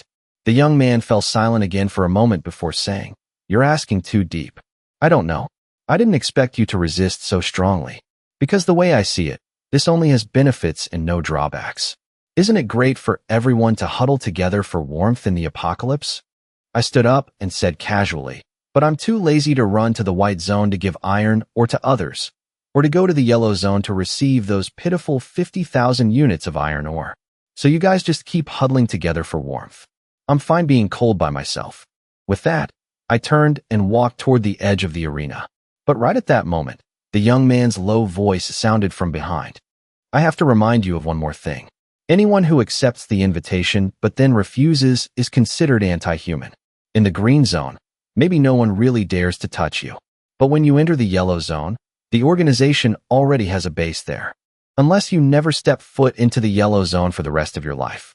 In the apocalypse, anyone who refuses to huddle together for warmth can be considered anti-human." I was almost out of the arena when I stopped, leaned on my cane, turned around, and walked back to the young man. I used the tip of my cane to lift his chin and chuckled. "Were you threatening me just now? Then pass a message for me. As long as anyone from your Libra organization dares to mess with me, from now on, I'll kill every Libra member I see, including you. You little bitch who sells yourself to an AI, don't mess with me. Do you hear me?" After saying that, I didn't linger. I turned and left the arena. I had absolutely no interest in that damn organization. Just hearing about it was annoying as hell. To others, maybe this organization was genuinely useful. But to me, it was just a waste of time. The young man sat cross-legged in the arena, watching my retreating back. His face was so gloomy it looked like it could drip water, and anger flashed in his eyes. This was the first time someone dared to use such filthy words to insult him. Moreover, his AI was female, not male, and definitely not some damn bitch who sells herself. He was a train with A-rank potential. In the future, this potential would definitely bring immense help. Within the organization, he was also a core seed. No one had ever dared to speak to him like that. Did he think just anyone had the ability to complete an A-rank mechanical class change quest? Even if others wanted to sell themselves, they didn't have the qualifications. Taking a deep breath, he immediately exited the virtual combat training space, went to the train radio, picked up the communicator, found the red chat box, and said in a hoarse voice, "Recruitment failed." He said people from Libra better not mess with him in the future. Otherwise, he'll kill everyone he sees. The other end of the communicator only emitted the static of an electric current. After a long while, an old man's voice came through. "Then don't mess with him anymore. Everyone has their own thoughts. Not everyone is willing to join the organization. Your brother is still waiting for you at the zombie basin base in the yellow zone behind Mount Guluan. My advice is, try not to cause any extra trouble. Understood? You didn't threaten him, did you?" The young man hesitated for a moment, then shook his head. "No." That's good. Libra only has one rule. Once you join, you are not allowed to leave. If you receive a favor, You must pass it down. That's how everyone survives together. If you don't want to join, fine, but there's no need to make enemies out of nowhere. I got it. The call ended. The young man sat alone in his chair, his expression dark and unreadable. The person he just spoke to was a higher-up in Libra. He didn't know which zone the other party was in, nor the level of their train. He only knew they were very strong, and they were always the ones to initiate contact. The organization's rules strictly forbade making threats, but just now, he really couldn't hold back his anger. In his heart, Libra was an incredibly sacred organization where everyone banded together for warmth. He had always felt that joining Libra was an honor. Yet, the other party's disdainful attitude made him snap and issue a threat, hoping they'd know when to back off. He didn't expect the guy to completely ignore him. Damn it, was he not clear enough? The Libra organization even had trains in higher-level zones. A mere level 5 train in the green zone. What gave him the right to be so arrogant? Just then, what's wrong? A woman walked over, wrapping her arms around him and lightly tracing her fingertips over his chest. She whispered, "Did someone piss off my dear Tian?" "It's okay." The young man pulled her into his arms, taking a deep breath to calm himself. "Just a minor issue. So should we." The smile on the woman's lips slowly faded, a hint of sorrow flashing in her eyes. "You don't love me anymore, do you? You're not interested in my body anymore, are you? Then let's just destroy everything together." The self-destruct button on the nearby control panel was instantly opened by the woman remotely. "Come here." The young man forced a smile, hurriedly closing the cover. His voice was hoarse, carrying a hint of a sob. "I love you. How could I not? Let's do it right now." Just who was this woman to him? Under the night sky, the young man lay on the chair, his face filled with despair and frustration. He watched the blurry, dark silhouette bobbing up and down on his body, reflected in the train window. Chun Meng's parting words kept echoing in his mind. You should have. He never should have chosen an A-rank potential AI from the start. His brother also had an A-rank potential AI, but his brother's AI had absolutely no high demands for this kind of thing. It was just that one night, while his brother was fast asleep, the AI directly activated the internal fire control system and slaughtered every female creature on the train, including the female slaves, a sow, and 2 fake hens. He didn't know how much time had passed. The woman finally finished and gently lay on his chest, as docile as a wildcat. Meanwhile, he stared blankly out the window, swearing in his heart that he would avenge this humiliation. He knew he couldn't go up against the Hongxing, but once he entered the yellow zone, his brother Kaka would definitely take revenge for him. No one had ever dared to humiliate him like this. Right at that moment, the woman lying on his chest suddenly whispered, "There's something I forgot to tell you. Didn't you get 2 Murphy stones today? Can you use them to upgrade me?" Phew. The young man let out a long sigh of relief. Fortunately, he was still the only one with the authority to upgrade the train's components, even though this woman had full control over the train's internal systems. Lately, he had been pondering a question. What if he smashed this auxiliary AI and rebuilt a new one? The rebuilt AI wouldn't have so much authority anymore. He just didn't know if it would retain its A-rank potential. His train's radio couldn't contact Kaka directly. He could only pass messages through that old man. And he didn't dare ask about these things over the radio, because this woman knew everything. Kaka's train level was higher than his, so they couldn't meet in the virtual combat training space either. It's just that the chances of success were probably slim. AIs don't sleep. Before he could smash the auxiliary AI, this woman would probably hit the self-destruct button, unless they encountered some specific danger that perfectly destroyed the AI without hurting him. What a waste of time. I stepped out of the virtual combat training space, shaking my head, completely dismissing the matter. If they don't mess with me, fine. But if they really dare to provoke me, let's see if they can withstand 100,000 level 6 artillery shells plowing the ground. It was getting late, and all the residents on the train were asleep. I was starting to feel sleepy too, so I washed up quickly, took off my clothes, and climbed into bed. Under the starry sky, the Hongxing lay on the Shafe plains like a giant steel dragon. Occasionally, the roars of monsters echoed in the distance, but they were just stragglers. Before they could even get close, they were taken out by Zhang Damei. Piloting the enforcer mech, she cleaved them clean in half with her giant halberd, not disturbing anyone's sleep on the train. It was just that tonight, the number of monsters seemed a bit higher than usual. 2 lines of text gradually appeared on the control screen. Ding. Detected 14 level 3 zombies approaching the train nearby. Threat level 0. No need to wake the captain. There was no audio alert, just 2 lines of text slowly appearing, like a history log left by Xiao AI. When the captain woke up the next morning, he could just look at this log to know what happened during the night. Level 3 zombies. Outside the train, Zhang Damei was piloting the enforcer mech. She looked at the monster info provided by Xiao AI on the control panel, then stared into the darkness in the distance. Over a dozen massive zombies, 4 to 5 meters tall, were charging toward the train. Her eyes were filled with excitement as she gripped her giant halberd tightly, waiting patiently. In the dead of night, the giant zombies rapidly closed in, causing violent tremors. If it were before, she would have been scared out of her wits and run away. But after days of continuous training in the virtual combat space, and experiencing so much with this train, plus piloting the mech, she had no fear left. Finally, as the giant zombies lunged forward simultaneously, Zhang Damei let out a roar, signaling the Team 2 members behind her to keep watch. Meanwhile, she leaped into the center of the battlefield alone. Flash! The giant halberd chopped straight down onto a zombie's head. Its massive body was instantly split down the middle, stiffening for a moment before slowly collapsing to both sides. The foul stench of blood immediately spread through the air. Zhang Damei didn't hesitate. With a face full of excitement, she piloted the mech and charged straight at the remaining zombies.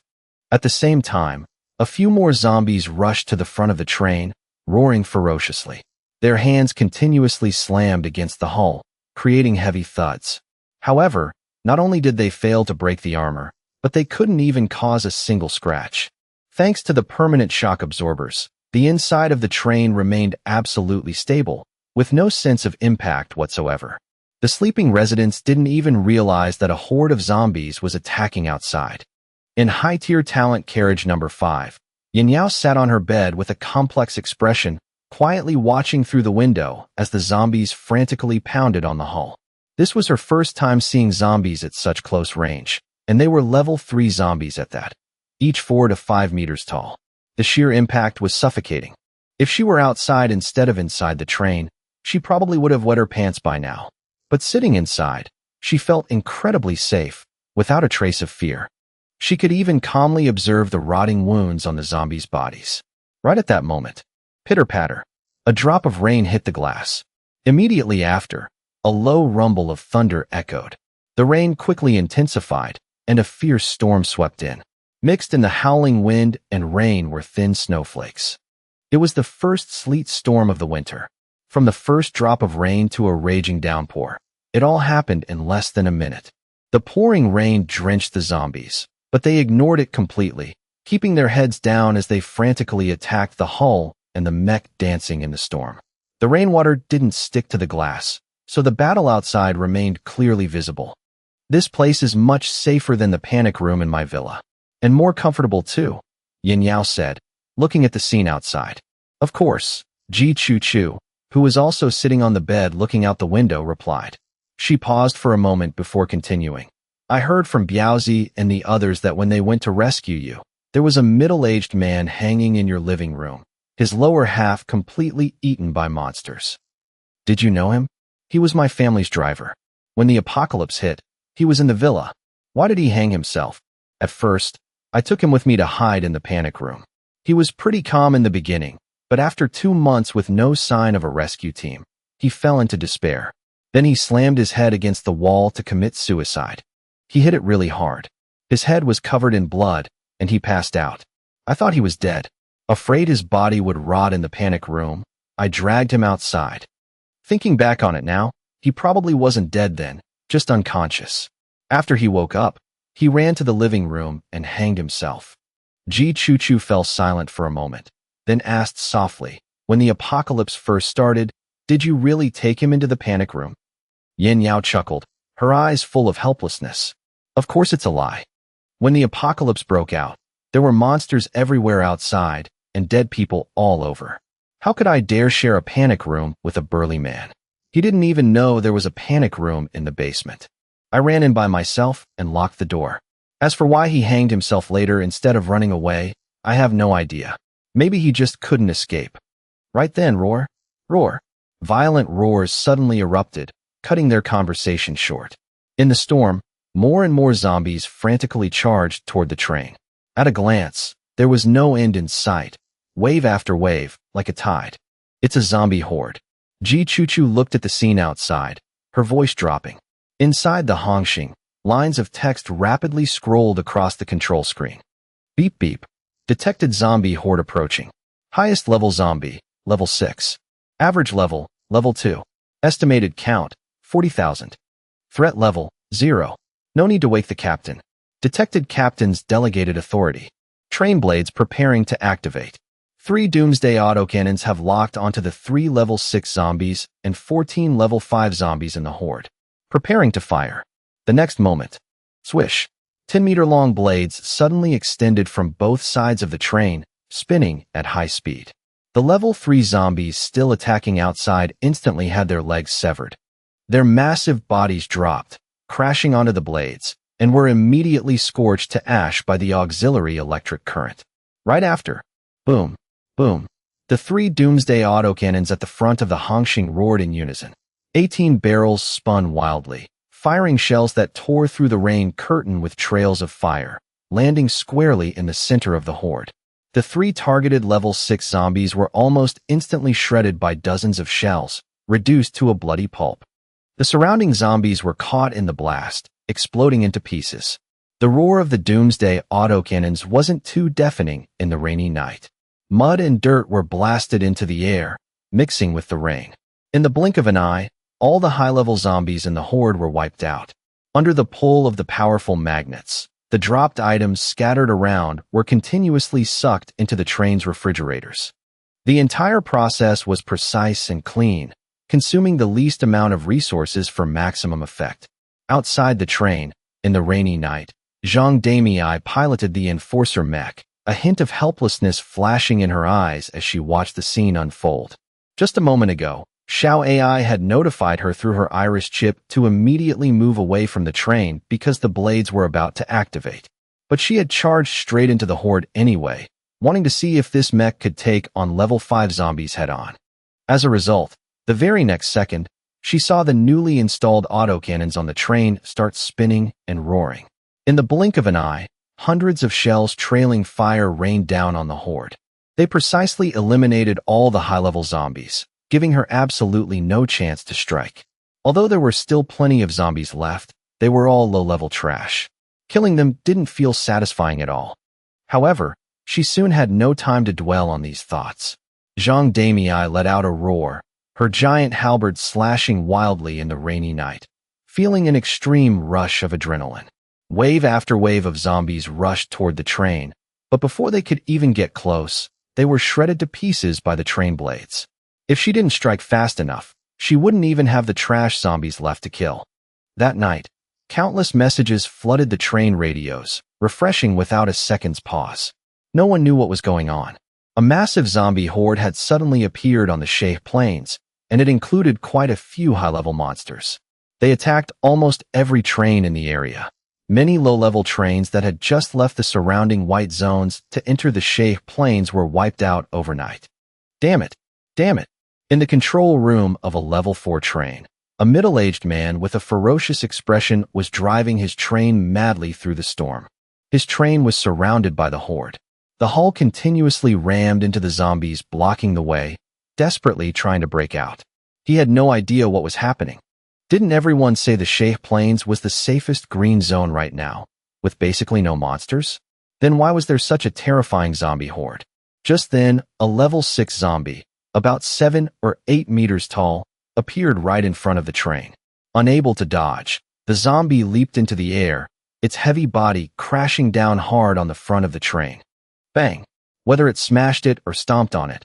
Warning! Warning! Front train armor integrity, 21%. External speaker integrity, 0%. Powerful magnet integrity, 0%.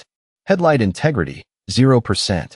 The AI's mechanical, piercing warning voice echoed urgently in the cabin. What do I do? What do I do now? The man looked up at the ceiling in panic. The armor above was almost completely shattered by that single blow. Rainwater and darkness poured in through the cracks, accompanied by the ferocious roars and the overwhelming stench of the zombie standing on top of the train. Rat-tat-tat. The deafening sound of heavy machine guns rang out in the rainy night. All his subordinates were in the rear carriage, desperately manning the heavy machine guns, ignoring the ammo consumption as they aimed at the level 6 zombie and fired wildly. But they could only use level 3 ammo, which couldn't break through its defenses at all. The man gritted his teeth and suddenly yanked the control lever. The train, which had been speeding madly through the horde, braked abruptly. A screeching sound pierced the air. The level 6 zombie, standing on the front of the train, lost its balance and was instantly thrown off. It worked. A flash of joy appeared in the man's eyes after narrowly escaping death. However, that joy lasted only for a split second. Just as he was about to continue driving the train to escape, he realized the train was completely blocked by the dense horde on all sides. Countless zombies piled on top of each other, trampling their own kind as they crawled onto the train, frantically tearing at the armor. Under the wheels, zombies had piled up into mounds. The train was completely locked in place, unable to restart. At the same time, more and more zombies crawled onto the windshield of the control room, frantically smashing and howling. A flash of lightning tore through the sky. In that moment of despair, the man saw his own reflection in the glass. His eyes were bloodshot and filled with terror, surrounded by countless horrifying, bloody zombie faces. The glass had been shattered, and the zombies were about to flood into the cabin. The closest one was almost touching his collar. I'm dead for sure. If only I had just stayed in the white zone. The man slumped into his chair, lit his last cigarette, and took a deep drag. Pale blue smoke drifted up to the ceiling of the cabin. The smell of the rainy night and the foul stench rushed in through the cracks in the armor and the broken glass. In the distance, within the horde, the massive level 6 zombie, barely injured, was roaring and charging straight toward the train. He let out a miserable laugh, his eyes landing on a button on the control panel he thought he would never press. Instant self-destruct. Right then, the AI's cold, emotionless electronic voice echoed in the cabin. It seems we must say goodbye, Captain. You are the best captain I have ever seen. If there is a next time, the next moment. The train buried by the horde suddenly erupted in violent flames from the front. Immediately after, the carriages behind it exploded one by one. The earth-shattering explosions echoed through the rainy night like rolling thunder. The surrounding zombies were instantly blown into the air, blasted into pieces. Many others were swallowed by the flames, their bodies charred black as they howled in agony and rolled in the rain, letting out those horrifying, signature zombie screeches. Another bolt of lightning tore through the rainy night. In that instant, all the raindrops seemed to hit the pause button, each drop clearly visible before his eyes.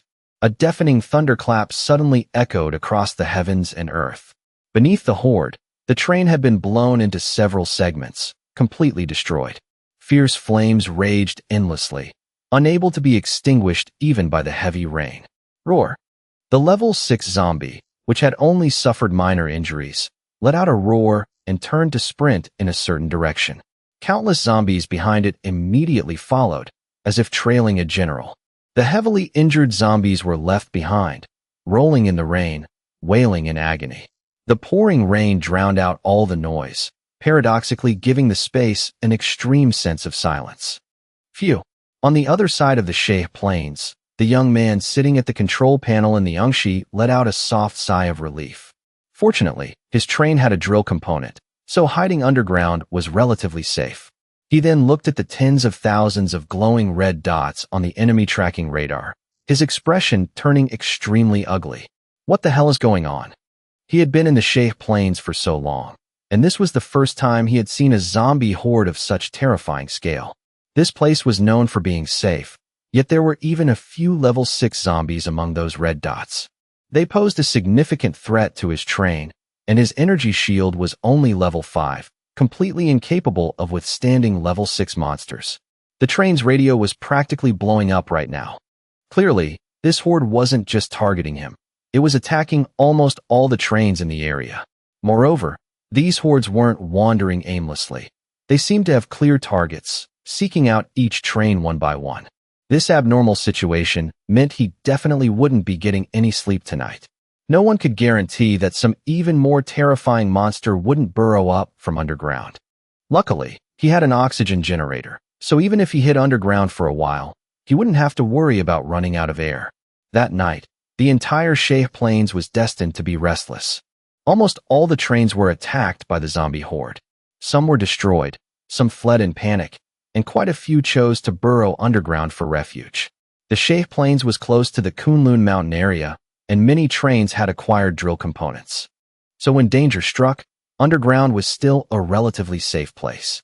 As for the oxygen generator component, basically any train with a drill had one equipped, because only with both of these components could one survive underground for long periods. After acquiring a drill, almost everyone tried their best to get an oxygen generator. No one knew what was really going on, and no one knew where these zombies came from. It was as if they appeared out of thin air. All the captains could do was wait in fear for dawn. Tonight was destined to be a sleepless night. But what is deadly poison to others is sweet honey to me. Inside a level 6 flesh train, a tall, slender woman sat at the control panel, her eyes filled with bloodlust and excitement. She drove the flesh train rapidly through the rainy night, endlessly slaughtering the horde. The front of the train had unknowingly transformed into a giant bloody maw, swallowing all the zombies in its path. The killing efficiency was terrifyingly fast. For a flesh train, tonight's horde was no different from a mechanical train entering a goblin tomb. Treasures piled up everywhere. Over the past few days, the monsters in the Kunlun mountain area had suddenly disappeared, giving her a headache. Yet she didn't dare move to another map like the other level 6 flesh trains. Just when she didn't know what to do, the horde arrived like a spring rain. Almost instantly, it made her smell the scent of life. But this was limited only to level 6 flesh trains. Lower-level flesh trains could only hit and run when encountering the horde, dodging the high-level zombies while hunting the low-level ones. A winter rain had thrown the entire Sheh Plains into chaos. Countless people were jolted awake from their sleep.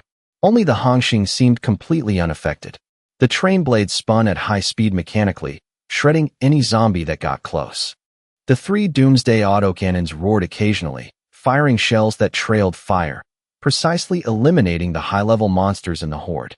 Zhang Damei piloted the Enforcer mech in the rain, her giant halberd endlessly slaughtering zombies.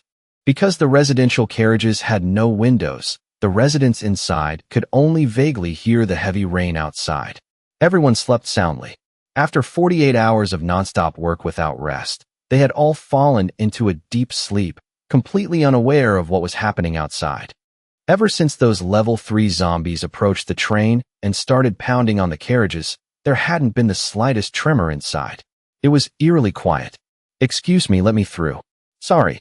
In residential carriage number 9, a man woke up to use the bathroom. The carriage was dim and quiet. He walked carefully toward the back, apologizing to the residents he accidentally woke up. At the end of residential carriage number 9 was a refrigerator. This refrigerator served as the train's bathroom. Inside were quite a few level 1 clean water filters. You just had to relieve yourself directly into them. The inside of the train was quite quiet. The man tiptoed, trying his best not to disturb anyone. But when he reached the end of the carriage, at the connection point, he smelled a thick stench of blood, mixed with the faint smell of damp earth after the rain. He paused for a moment, then shook his head, not overthinking it. He walked into the bathroom, finished his business, and returned to his seat, ready to sleep. It was raining outside, raining pretty hard. As for that bloody smell, it was probably because some monsters got close to the train and were killed. He wasn't worried at all. During his days on the Hongxing, he had witnessed the sheer power of this train with his own eyes. If even the Hongxing couldn't handle it, then he had even less reason to worry. That would simply be God wanting his life. If even Boss Mang could die, then his own death would be the most normal thing in the world. He went back to his seat. The weather was a bit cold, but thankfully Boss Mang had turned on the heater, making the inside of the carriage quite warm. Exhausted, he quickly fell asleep. The sound of the pouring rain echoed vaguely in his ears, and the smell of damp earth seemed to seep into the train. For some reason, he slept even more soundly.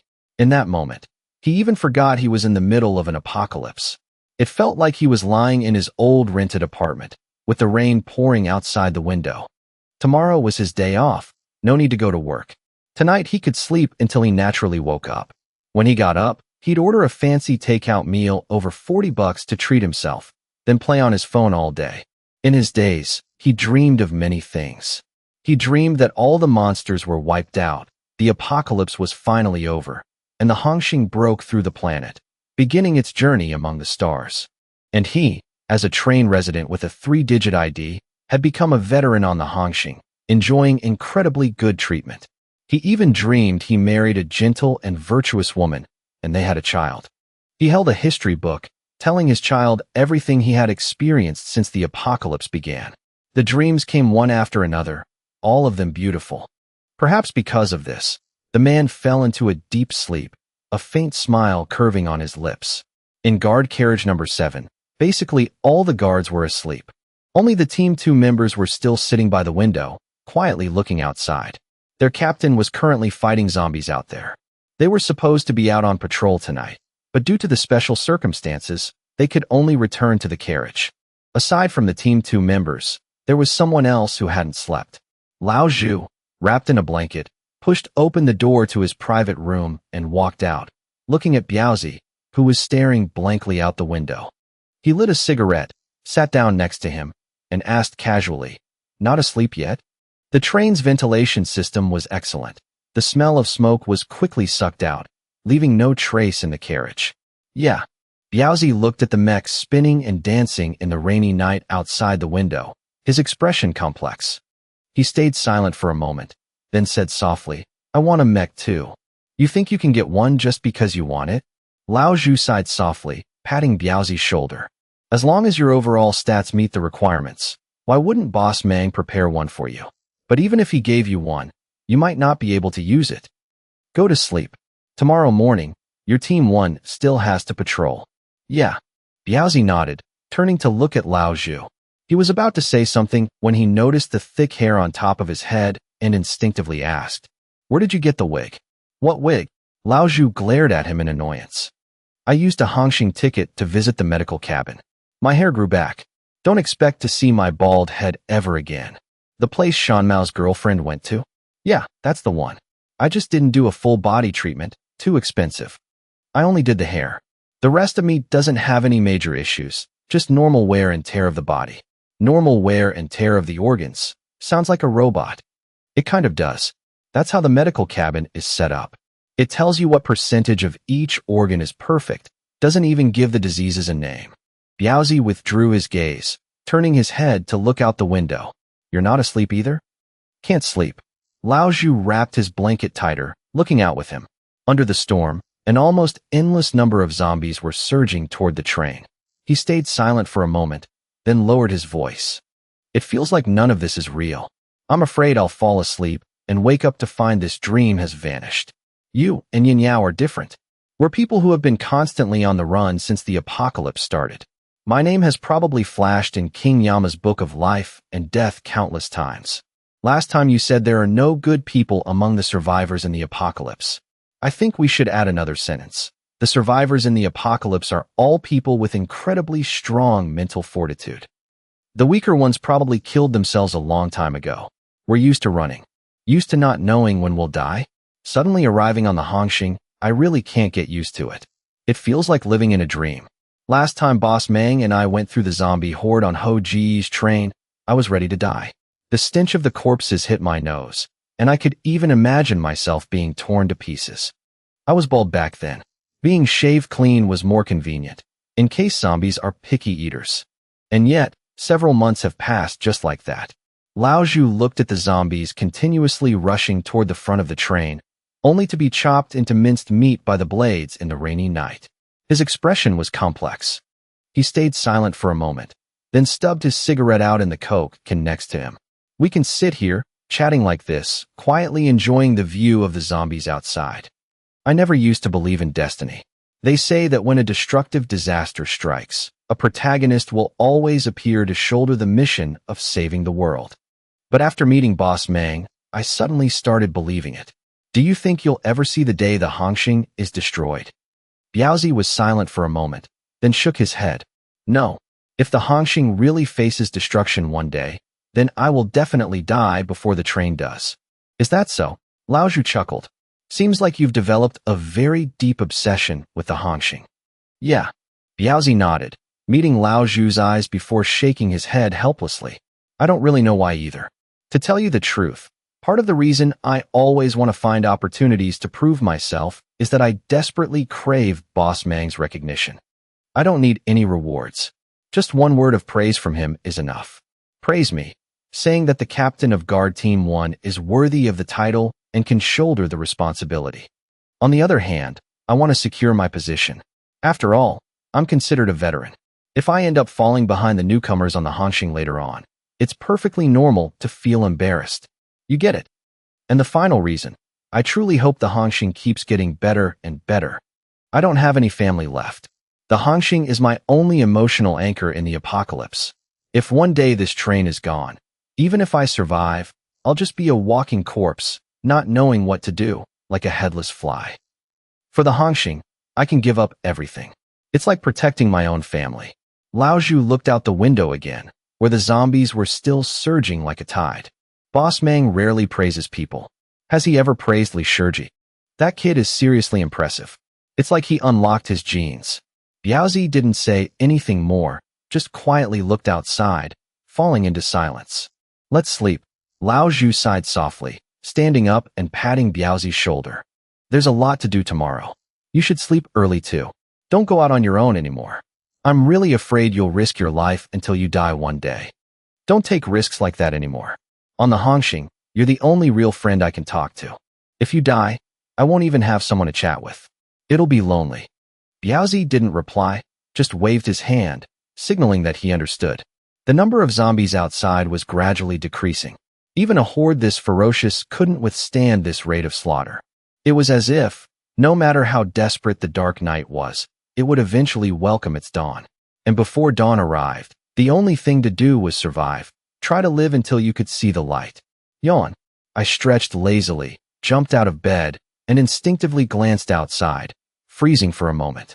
This was the first time I intuitively understood what the words "corpses everywhere" truly meant.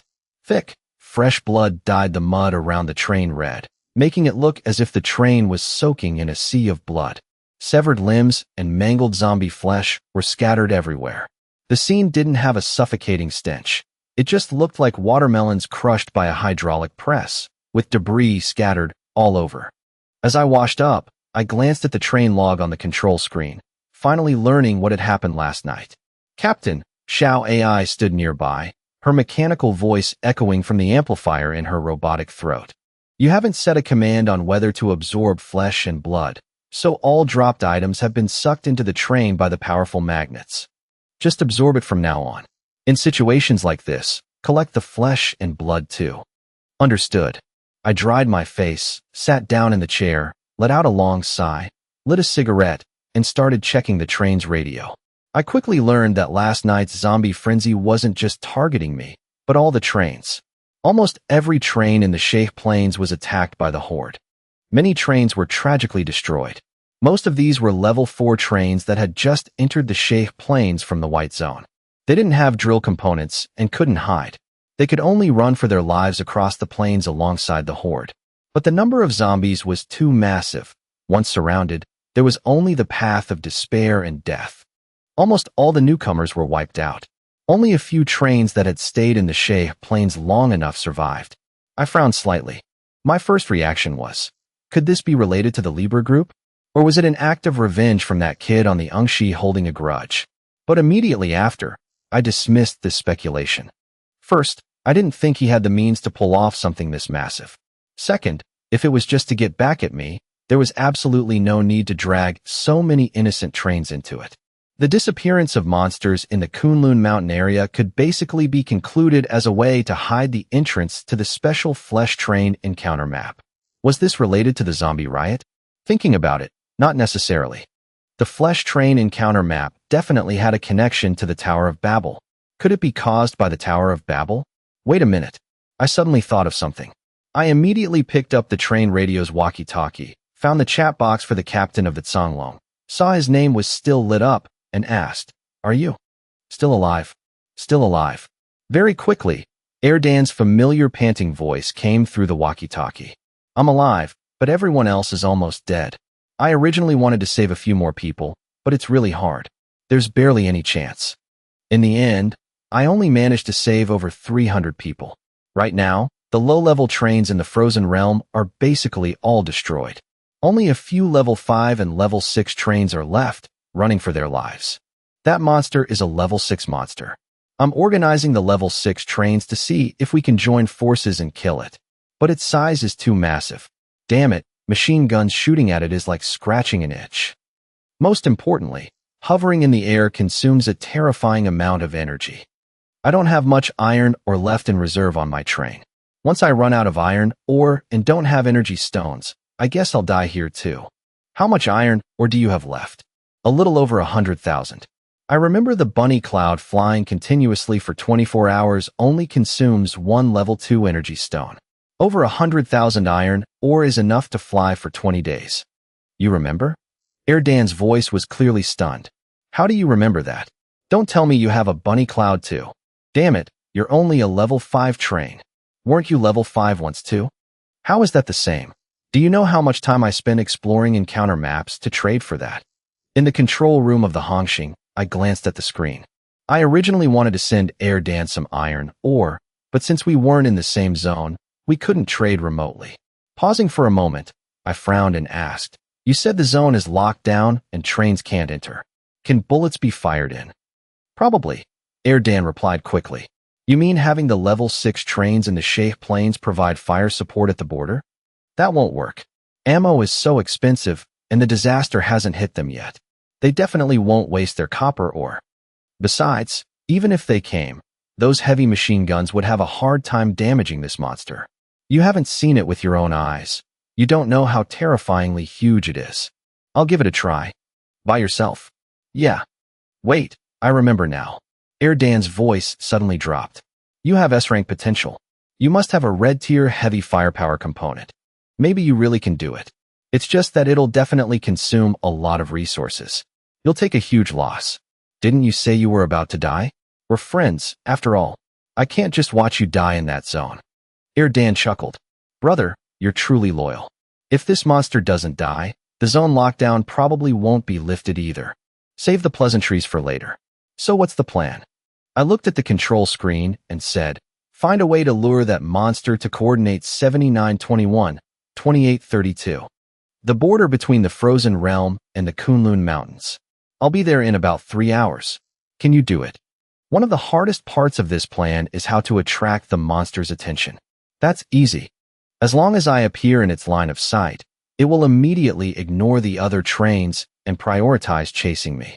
I don't know why either, but thanks to this trick, I've saved quite a few trains. I didn't say anything more, directly pushing the control lever hard, speeding toward the Kunlun Mountain area. I'll be there in about 3 hours. Make sure you time it right. Oh right, last time you said that monster was sealed in the mountain, exposing an arm. Is it a zombie? It is a zombie, but I've never seen a zombie this massive. On the Sheikh Plains, after a night of rest, the Hongxing switched to the windfire wheels and began to accelerate. The rain had stopped, but the ground was still wet. Before long, I entered the Kunlun area. Along the way, I saw several trains that had been completely destroyed, shattered into pieces. There were no survivors on board. It was clearly the tragic aftermath of self-destruction. I narrowed my eyes slightly, trying to piece together the abnormal events in the two zones in my mind. The Sheikh Plains and the Frozen Realm were both green zones, just not adjacent.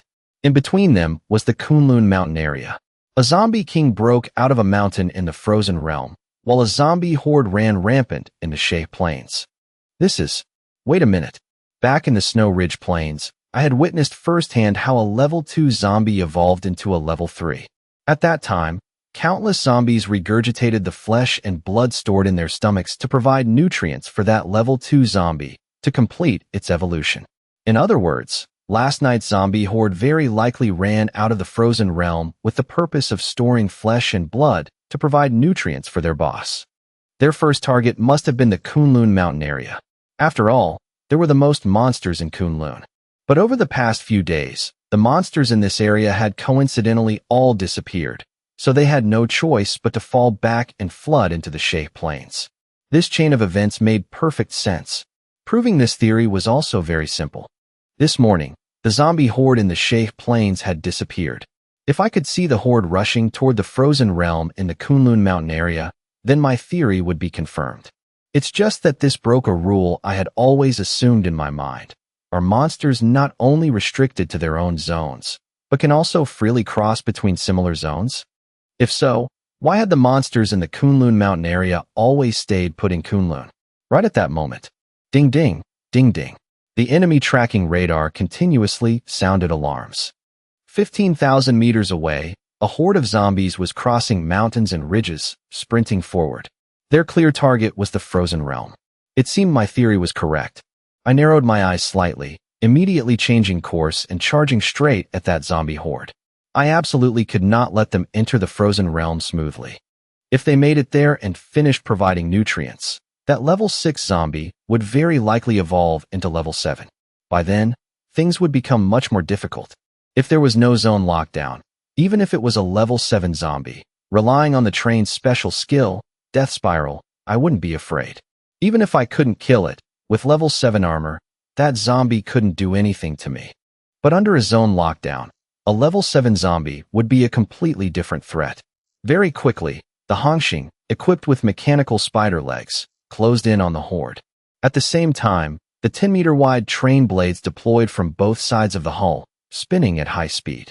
The moment the train plowed into the horde, countless zombies were shredded, minced meat flying into the air. Before they even hit the ground, they were sucked straight into the train's refrigerators by the powerful magnets. A few seconds later, the Hongxing pierced through the other side of the horde, leaving behind a cleared path as if Moses had parted the sea. The ground was completely dyed red. I wasn't in a hurry to get to the agreed coordinates. I just quickly informed Air Dan of the situation, told him I might be a little late, then turned around and charged back into the horde. A few minutes later, the horde was almost entirely wiped out, leaving only a dozen or so stragglers fleeing into the distance. I didn't bother chasing them. These few fish that slipped through the net couldn't do much.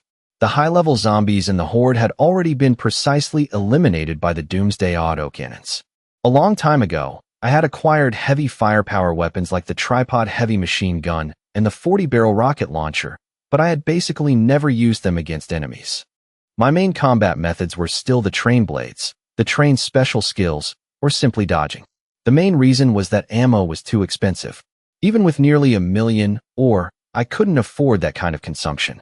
But the Doomsday autocannon was completely different. The two super effects that have consumption directly made the cost of a level 6 artillery shell lower than a level 6 heavy machine gun bullet. Finally, I could use long-range firepower more freely, freeing my attack methods from being so restricted.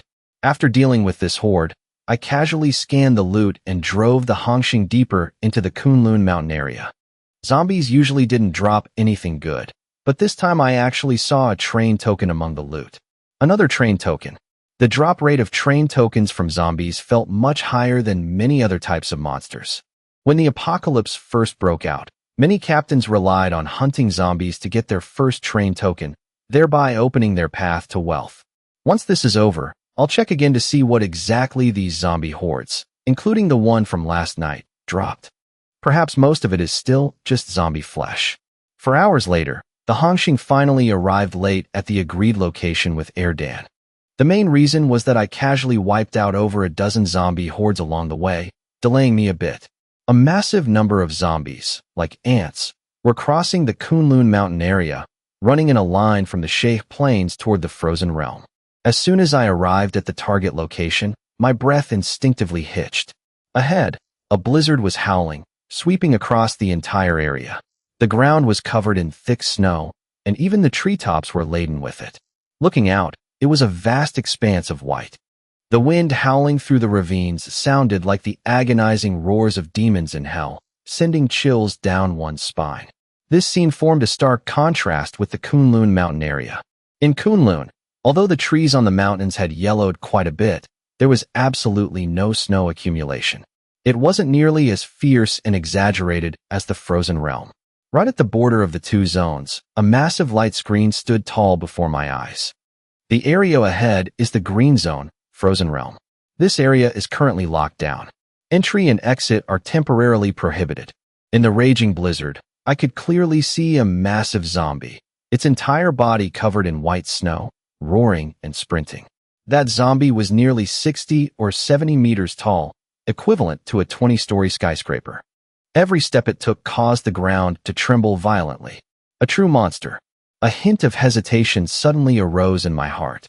This was the largest zombie I had ever seen. I started to doubt whether my earth-shattering missile could really deal effective damage to this thing. When size reaches a certain level, even if it's just a level 6 monster, its defensive capabilities are enhanced to a terrifying degree. With such a size, machine gun bullets would indeed have a hard time causing any visible damage. I picked up my binoculars to observe closely. The giant zombie's palms were riddled with dense bullet holes like a honeycomb, oozing bright red blood. But on those massive hands, these wounds looked almost negligible. These weren't penetrating wounds. The bullets must have lodged inside. Right then, Erdan's urgent voice came through the walkie-talkie. "Brother, I see you. Are you ready?" With a glance, I saw a train speeding through the blizzard. It was Erdan's Songlong. "I'll give it a try." I glanced at my copper or balance. 825,000 units left. Meanwhile, crafting a level 6 missile required 300,000 units of copper ore. Phew. I took a deep breath, not overthinking it. Whether it works or not, I have to try to find out. Besides, this zombie was constantly roaring. If I could accurately shoot the missile into its mouth and let it detonate inside its body, the power would definitely be amplified significantly. One might not be enough, but I'll fire one first. Very quickly, after consuming 300,000 units of copper ore, a level 6 earth-shattering missile was crafted. Clank, clank, clank. Along with the sound of turning mechanical gears, a pitch-black missile slowly rose from open-air carriage number 14, its nose tilting toward the sky, ready to launch. Can it hit its mouth? I tilted my head to look at Xiao AI beside me, asking in a deep voice. Yes. Xiao AI's voice carried no emotion, but her answer was incredibly decisive. The spine-like hydraulic mounts on carriage number 14 supported the missile. With a deafening roar, dark blue exhaust flames spewed from the hexagonal nozzle at the back, instantly causing the temperature around the train to spike. The missile left the launcher, tearing through the air, heading straight for the giant zombie in the blizzard. The trailing flames tore through the curtain of white snow, drawing all eyes, as if someone had taken a brush soaked in blood and drawn a blinding line across the dark night. The next moment, under my watchful eyes, the missile flew with extreme precision straight into the zombie's mouth. It plunged deep into its throat, lodging itself firmly inside. The throat was so massive that such a huge object plunging in caused almost no visible distortion. The next moment, boom, boom, boom. An earth-shattering explosion echoed through the space. Compared to the previous explosion, this one was deeper and heavier. The explosive payload, compressed to its absolute limit, detonated right inside the zombie's throat. Almost instantly, its head was blown into the air, its neck severed on the spot. Orange-red flames billowed out from the stump of its neck. 3 seconds later, the headless zombie finally seemed to react. Its massive body crashed heavily to the ground. A large amount of snow was dyed red and blasted into the air, creating a scene that was both tragic and shocking. I glanced at the data stream continuously dancing on the control screen. That was the AI calculating the missile's trajectory. Looking at the headless zombie lying motionless in the snow in the distance, I chuckled. You don't need to display these things. I don't understand them anyway. If I don't display them, I'm afraid you won't know how hard I work. The zombie lay completely still in the snow, unable to stand up again. Thick, fresh blood continuously spewed from the wound on its neck, dyeing the white snow red. Blood and snow. These two things placed together created a strangely harmonious sight, lessening the foulness and adding a bit of the refreshing chill of the snow. I originally thought it would take 2 level 6 missiles. After all, this zombie was just too massive, the largest monster I had ever encountered. I didn't expect that just one missile hitting its mouth would completely incapacitate it. On the enemy tracking radar, the red dot representing it gradually disappeared. This meant the zombie had no chance of survival left. Immediately after, the text on the light screen at the border of the two zones began to change. The area ahead is the green zone, Frozen Realm. Maximum monster level, level 6. Current train level, level 5. Threat level, low. Please pay attention to safety. Lockdown has been lifted. Right at that moment, that Songlong, still speeding through the air, suddenly changed direction and flew straight toward the Hongxing. Dan's excited voice came through the walkie-talkie. Wait a minute. I smiled and shook my head, immediately driving the Hongxing into the area ahead. As the distance closed, the powerful magnets quickly sucked all the items dropped by the dead zombie into the train. There were no other trains approaching this area, so there was no need to worry about anyone stealing the loot. Even if someone wanted to steal it, they didn't have the strength to take it from me. Dan definitely wouldn't do such a thing. If he were that kind of person, I wouldn't have come to save him in the first place. At this moment, that Songlong finally turned around and landed next to the Hongxing. Dan, wearing a military overcoat and looking thrilled, jumped down from his train. Standing in the snow, he shouted toward the front of my train. Brother, come down and let's chat. Every time he opened his mouth, a puff of hot breath plumed into the freezing air. Dan suddenly realized that through the glass, he couldn't see the inside of the Hongxing's front cabin at all. He immediately said in disbelief, Brother, you didn't upgrade the gold tier component, dustless glass, to level 5, did you? Not long ago, a captain was crying on the radio, saying he thought the level 5 super effect would be amazing. Who knew it was just a one-way window? What a waste of copper ore. As soon as he finished speaking, I pushed open the train door, leaned on my cane, and jumped down, walking through the snow toward Dan. I pulled out 2 cigarettes, lit one for myself, and handed the other to him. After exhaling a long puff of smoke, I looked at the massive zombie collapsed in the snow not far away and sighed. Brother, did you get your fortune told when the apocalypse hit? This area was perfectly fine. Why did so much trouble happen as soon as you arrived? Dan lowered his voice in embarrassment. You can't entirely blame me for this. It's a long story. I'll tell you about it slowly later. But brother, you really make me a bit jealous. S-rank potential is truly on another level. Level 6 trains are still using machine guns, and your level 5 train has already built missiles. It's a complete class difference. It's a pity I never got to see what the large-scale firepower component of the A-rank Ungshi in the Shay Plains looks like. But it definitely can't compare to yours. After saying that, Dan looked at me with a serious expression and said in a deep voice, Thank you. If you hadn't come this time, I probably would have been worn down to death in this zone. How much copper or did that missile of yours cost? I'll pay you back. I looked at Dan and replied casually, 300,000 units of copper ore. Dan fell silent for a moment before continuing. Let's talk about paying you back later. I've used up all the copper ore on my train. Brother, I'll remember this favor. If you ever need me for anything in the future, just say the word. As long as you're not asking me to go die, you call, and I'll be there. I thought you were going to say you'd go through fire and water. That sounds a bit fake. Who isn't afraid of death? However, Dan pulled his military overcoat tighter, glancing at me in my relatively thin clothes, a hint of confusion flashing in his eyes. It's so cold, and you're wearing so little. Aren't you cold? It's all right. I patted his shoulder and smiled. The custom clothing production line component has been upgraded to level 10. It has a thermal lock effect. Standing like this for a while isn't too cold. You haven't upgraded it to level 10? This super effect is pretty good. The corner of Dan's mouth twitched slightly. In this lifetime, even if he suddenly got 1,000 Murphy stones, he would absolutely never throw 8 of them into a component that sounded as useless as the custom clothing production line, just for a thermal lock effect. Wearing more clothes was better. All right then. I pointed at the massive zombie not far away. We'll talk more later. I still have some work to do. I need to cut up this zombie and collect it, otherwise it'll freeze if left out too long. Wait. Dan looked over in confusion. You're not a flesh train. What do you need this for? I'll just collect it first. Who knows, it might be useful later, I replied. A zombie this big is rare. Plus, if I trade with flesh trains in the future, I might need it. No way, brother. Dan's eyes widened. When you kill zombies, doesn't it drop zombie flesh?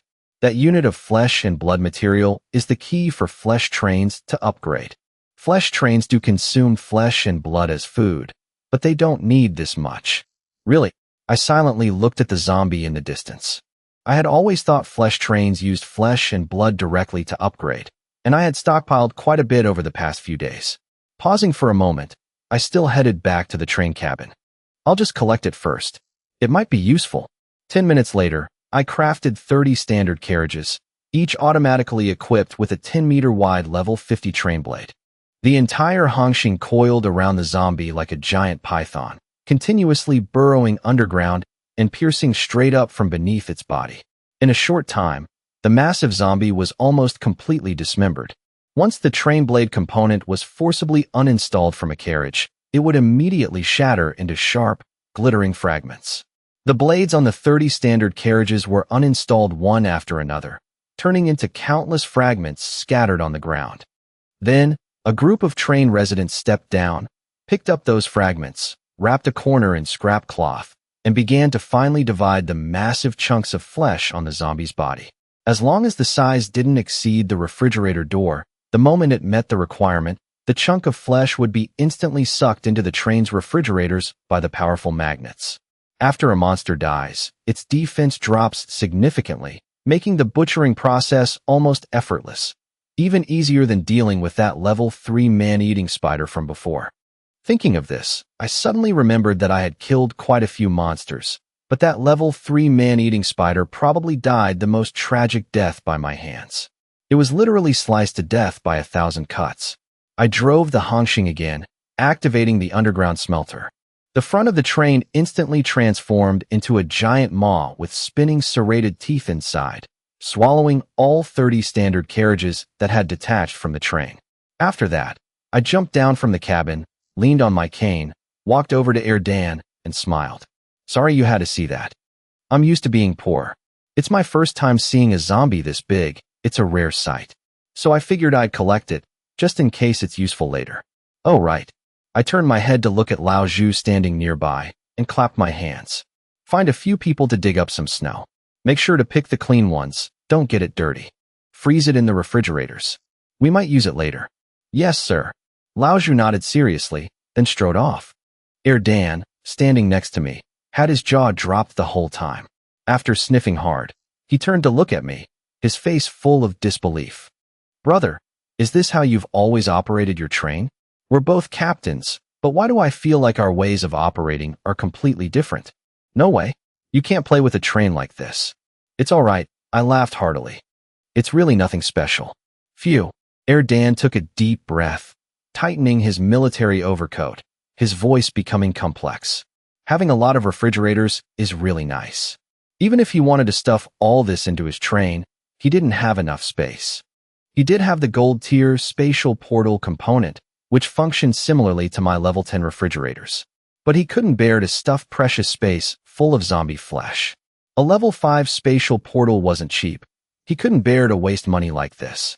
More importantly, it wasn't about whether he could bear to or not, but that this stuff was truly useless. What was the point of stuffing so much zombie flesh into the train? Flesh trains didn't even need that much. At this moment, Erdan completely believed that I really did start from scratch, with no big shot backing me. Only someone who started from scratch would develop this kind of habit. Those sponsored by big shots spent money like water. How could they care about such trivial things? I'll give you a few refrigerators later, I said. This thing is pretty useful. Take a few. No need. Erdan shook his head seriously. That wouldn't be right. You traveled so far to save me, and consumed so much copper ore. I haven't even repaid this favor yet, and now I'm taking refrigerators? Wouldn't that make me a beggar? But, Erdan paused, then seemed a bit tempted. Can I trade items with you? A few days ago, I got 2 cartons of cigarettes, 250 packs each. I'll trade you 1 carton for 2 refrigerators. How about that? I raised an eyebrow, put my arm around Erdan's shoulder, and smiled. I'll trade you 6 refrigerators for your 2 cartons of cigarettes. How about that? You keep 50 packs from those 2 cartons for yourself. You don't let the slaves smoke anyway. It's just you and a few managers using them, so you won't go through that many, right? Deal. Erdan replied almost instantly, his voice so decisive it was as if he feared I'd change my mind. Then he grinned widely. Thanks, brother. These 6 refrigerators of yours will really help me out a lot. Oh, right, brother. Erdan suddenly remembered something and said seriously. Although there are storage boxes and spatial portals, and these too can maximize train space, in many situations, a level 10 refrigerator is still irreplaceable. Have you thought about bringing some refrigerators to sell at the market? Sell them? I shook my head. A refrigerator is a white tier component. Upgrading it to level 10 requires at least 8 Murphy stones. Do the math yourself. How much should I sell it for? I have thought about selling them, I continued. But I don't plan to sell them in the green zone. They can't afford it. Wait until we reach the yellow zone to sell them. That makes sense. Erdan nodded in agreement. Although he didn't understand why I was willing to throw so many Murphy stones into a refrigerator, since upgrading one to level 10 indeed required 8 Murphy stones, how could I sell it? The price would definitely be very high, but it couldn't be higher than selling the Murphy stones separately. Selling them in the green zone really wasn't worth it, because people couldn't afford them. The fact that he managed to trade 2 cartons of cigarettes for them was entirely due to his relationship with me. Then again, sometimes even Erdan himself felt he was quite impressive. Originally, there was clearly conflict between him and me. My maze had tormented him for nearly half an hour. A normal person in that situation would have definitely charged in for revenge. Yet he managed to maintain a good relationship with me until now. Not everyone had this ability.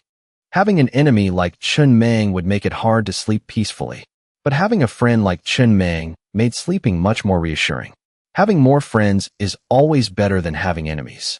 All right, I actively changed the subject. Let's not talk about that anymore. Tell me, what exactly did you do? It's a long story. Erdan took a deep breath, looked around, and looked helpless. Can I go inside your train to talk? It's too cold out here. You might not be cold, but I'm freezing. Erdan sniffled, his voice a bit sluggish. Look, my nose is running. If he caught a cold or something, he'd have to waste resources. He definitely wouldn't invite me onto his train. That was too intrusive. In the apocalypse, inviting another captain onto your train was like sleeping with someone's wife right in front of them. It wouldn't end without bloodshed. But going onto my train was different. He wasn't afraid. At this moment, in the distance, a group of people was still busy scraping the meat off the zombie in the snow. Inside high-tier residential carriage number 6, Erdan sat in a chair, accepting a glass of hot water handed to him by Xiaofeng. He looked up at the ceiling of the carriage, where 10 heavy machine guns were pointing inward. The corner of his mouth twitched slightly, and he took a deep breath. This feeling was exactly like when he was in the maze. Back then, the maze carriage also had 10 heavy machine guns pointing inward. It was the exact same feeling. Erdan took a sip of hot water, gathered his thoughts, and continued. At first, I received intel that in the Frozen Realm Green Zone, a massive mountain had collapsed due to a blizzard or an avalanche, exposing a giant arm. That mountain was thousands of meters high. No train in this area could get up there. My train happens to be able to fly, so I thought I'd go take a look. Who knows, I might find an encounter map. After I got there and saw that arm, I was truly shocked. Most importantly, the enemy tracking radar indicated that this zombie was still alive. Think about it. A boss this big, sealed here, still alive, and not fighting back. If I could kill it then, wouldn't I hit the jackpot? But the arm wasn't a vital point, so I used a drill to dig deep into the mountain, planning to find its head. I don't know if it was because of me, but this zombie suddenly broke free from its seal. And then, it turned into what you see now.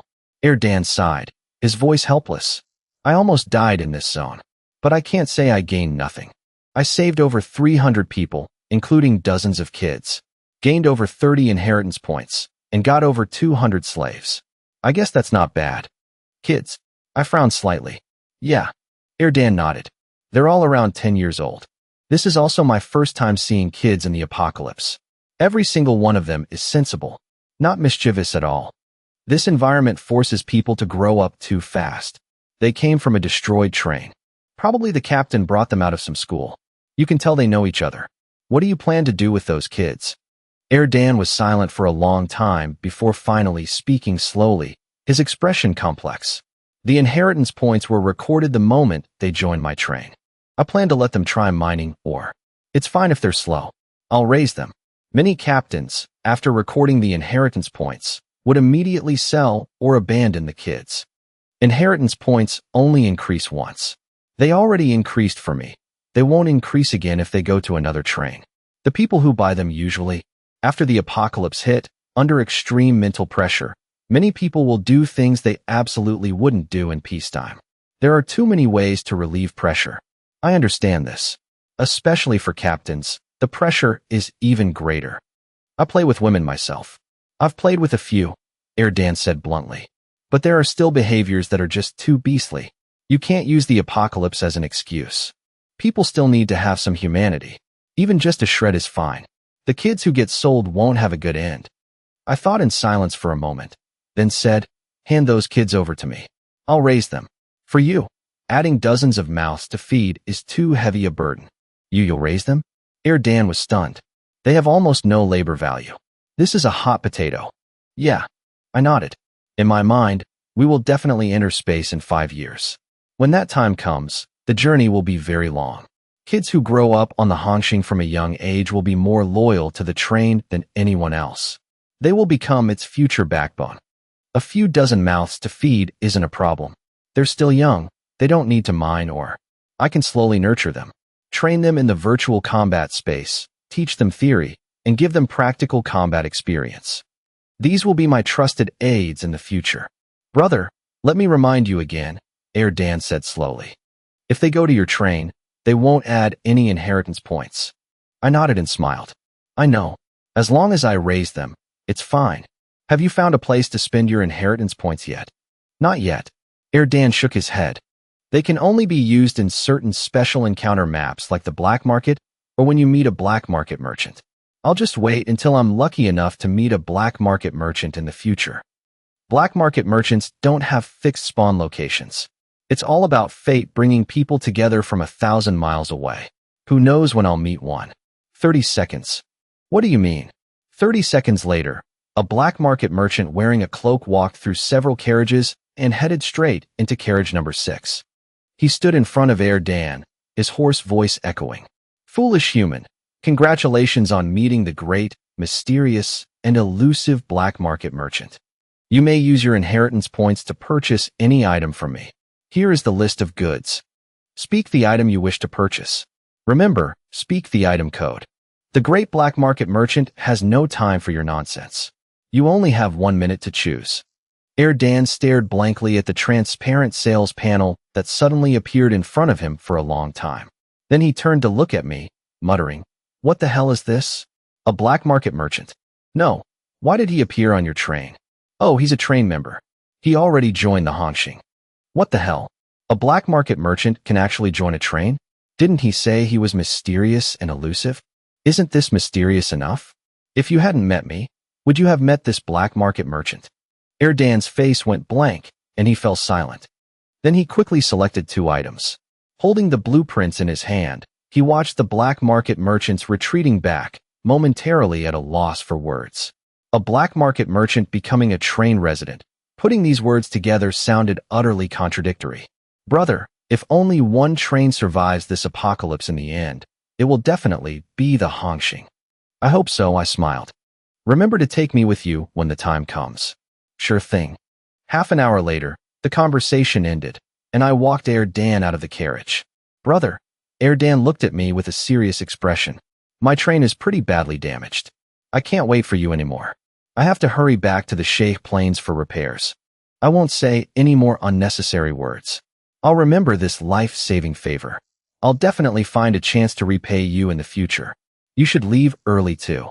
This frozen realm is very weird. It's not right. Even though it's summer, the temperature here is still like this, and the ground is always covered in thick snow. Many trains wouldn't even stop here if it weren't for the snowman monsters. Be extra careful. Yeah. I watched Erdan return to the Zonglong and wave goodbye. The train lifted into the air, gradually shrank, and then disappeared from sight. After Erdan left, I looked toward the massive zombie corpse not far away. Most of it had been scraped clean, leaving only a little bit still being processed. On the snow nearby were human remains and train fragments, all dug out from the zombie's stomach. Pour water. Make an ice tomb. Yes, sir. The temperature in this area was extremely low. In just a moment, an ice tomb was formed. If no one destroyed it, it would rest here forever. I walked over and planted 3 cigarettes in the ground as a farewell. Then I turned to Lao Zhu and lowered my voice. Right now we have 4 residential carriages. Later, we need to reduce it to 1. Everyone will move into the spatial portal. The other 3 carriages will be repurposed. But there's no rush for that. I just built a spatial portal in residential carriage number 8. Arrange for someone to move a refrigerator in there to serve as a dormitory for the kids. Find a few people who used to be teachers to take charge of educating this new batch of kids. The curriculum should include firearms, close combat, mech piloting, train awareness, and basic text logic. You design the syllabus yourself. It must also include the history of the Hongxing's development and the hardships we've been through. You can embellish and polish it a bit. I hope that when these kids grow up, they will be absolutely loyal to the Hongxing and become the pillars of this train. Understand? Understood. Lao Zhu nodded solemnly, then turned and left to make the arrangements. Only when he turned his back did a flash of admiration appear in his eyes. Boss Mang thought so far ahead. If this batch of kids grew up on the Hongxing, they would definitely be absolutely loyal in the future, far surpassing people who weren't systematically trained like Biaozi. It was just that the initial cost was too high, and it would take a very long time to see results. Most captains simply wouldn't do something like this. 20 minutes later, the flesh and blood of the level 6 zombie had been completely stripped clean and stored in the train's freezer. I stayed here for quite a while without encountering another zombie horde. It's unclear whether the other zombie hordes lost control and wandered around Kunlun Mountain after the zombie king died, or if they entered this area from another direction. After handling everything here, I piloted the Xinghao freight train, switched to the Cloud Rabbit wheels, took to the sky, and headed deep into the ice and snow world green zone. My main target was the coordinates Air Dan just provided, which was also the exact place the zombie king escaped from. I had to go check it out. The deeper I went into the ice and snow world, the fiercer the blizzard became.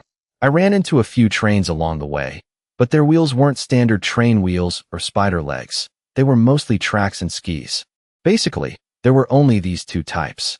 Tracks could directly generate thrust to move forward, while skis couldn't. So, the trains equipped with skis mostly had multiple tail thrusters, using jet propulsion to glide across the snow. The armor on the trains I encountered was barely intact. Clearly, that zombie king had caused quite a bit of chaos in this area.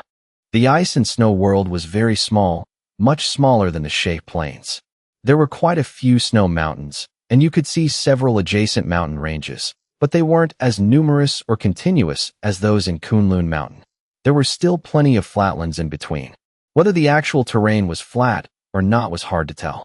After all, with the snow covering everything, it all looked flat. The snow here was extremely hard. Stepping on it only left a footprint a few centimeters deep, but the snow layer underneath could very well be several meters thick. Mining ores was definitely going to be a huge problem. I frowned slightly, observing my surroundings.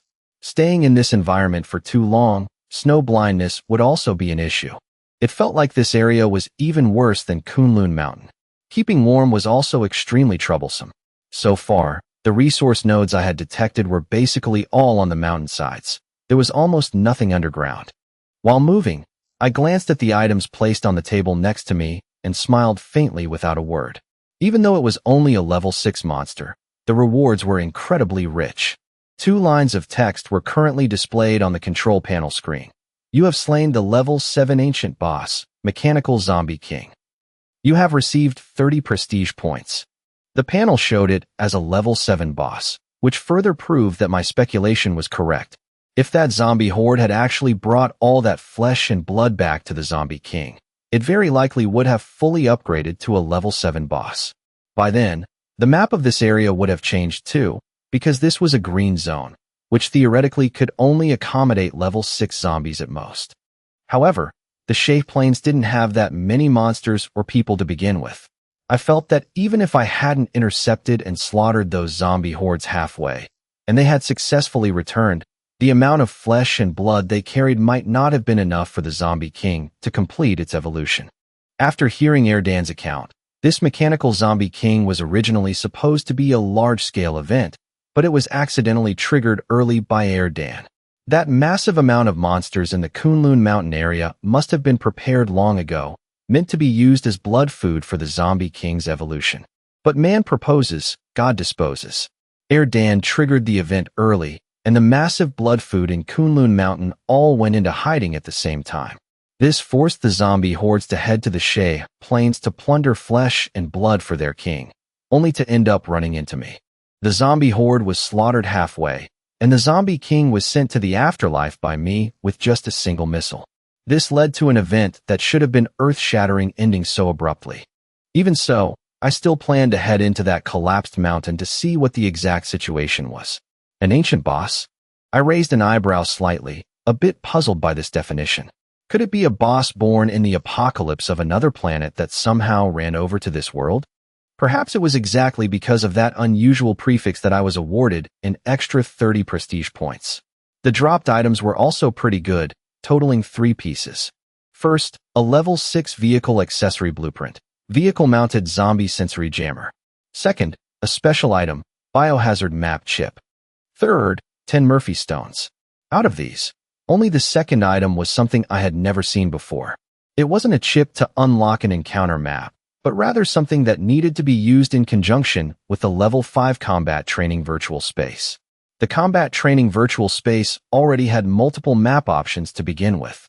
When this accessory was upgraded to level 10, the training effects could even directly reflect in the real world, enhancing overall physique. When the biohazard chip was inserted into the combat training virtual space, a special map would appear inside. Every time a normal clear was successful, overall physique would directly increase by 0.2, up to a maximum of 3 times. In addition, there was a limit clear, which had a higher difficulty. Every successful limit clear would increase overall physique by 0.5, also up to a maximum of 3 times. It's just that if you chose the limit clear and died in the map, your body in the outside world would immediately fall into a state of brain death.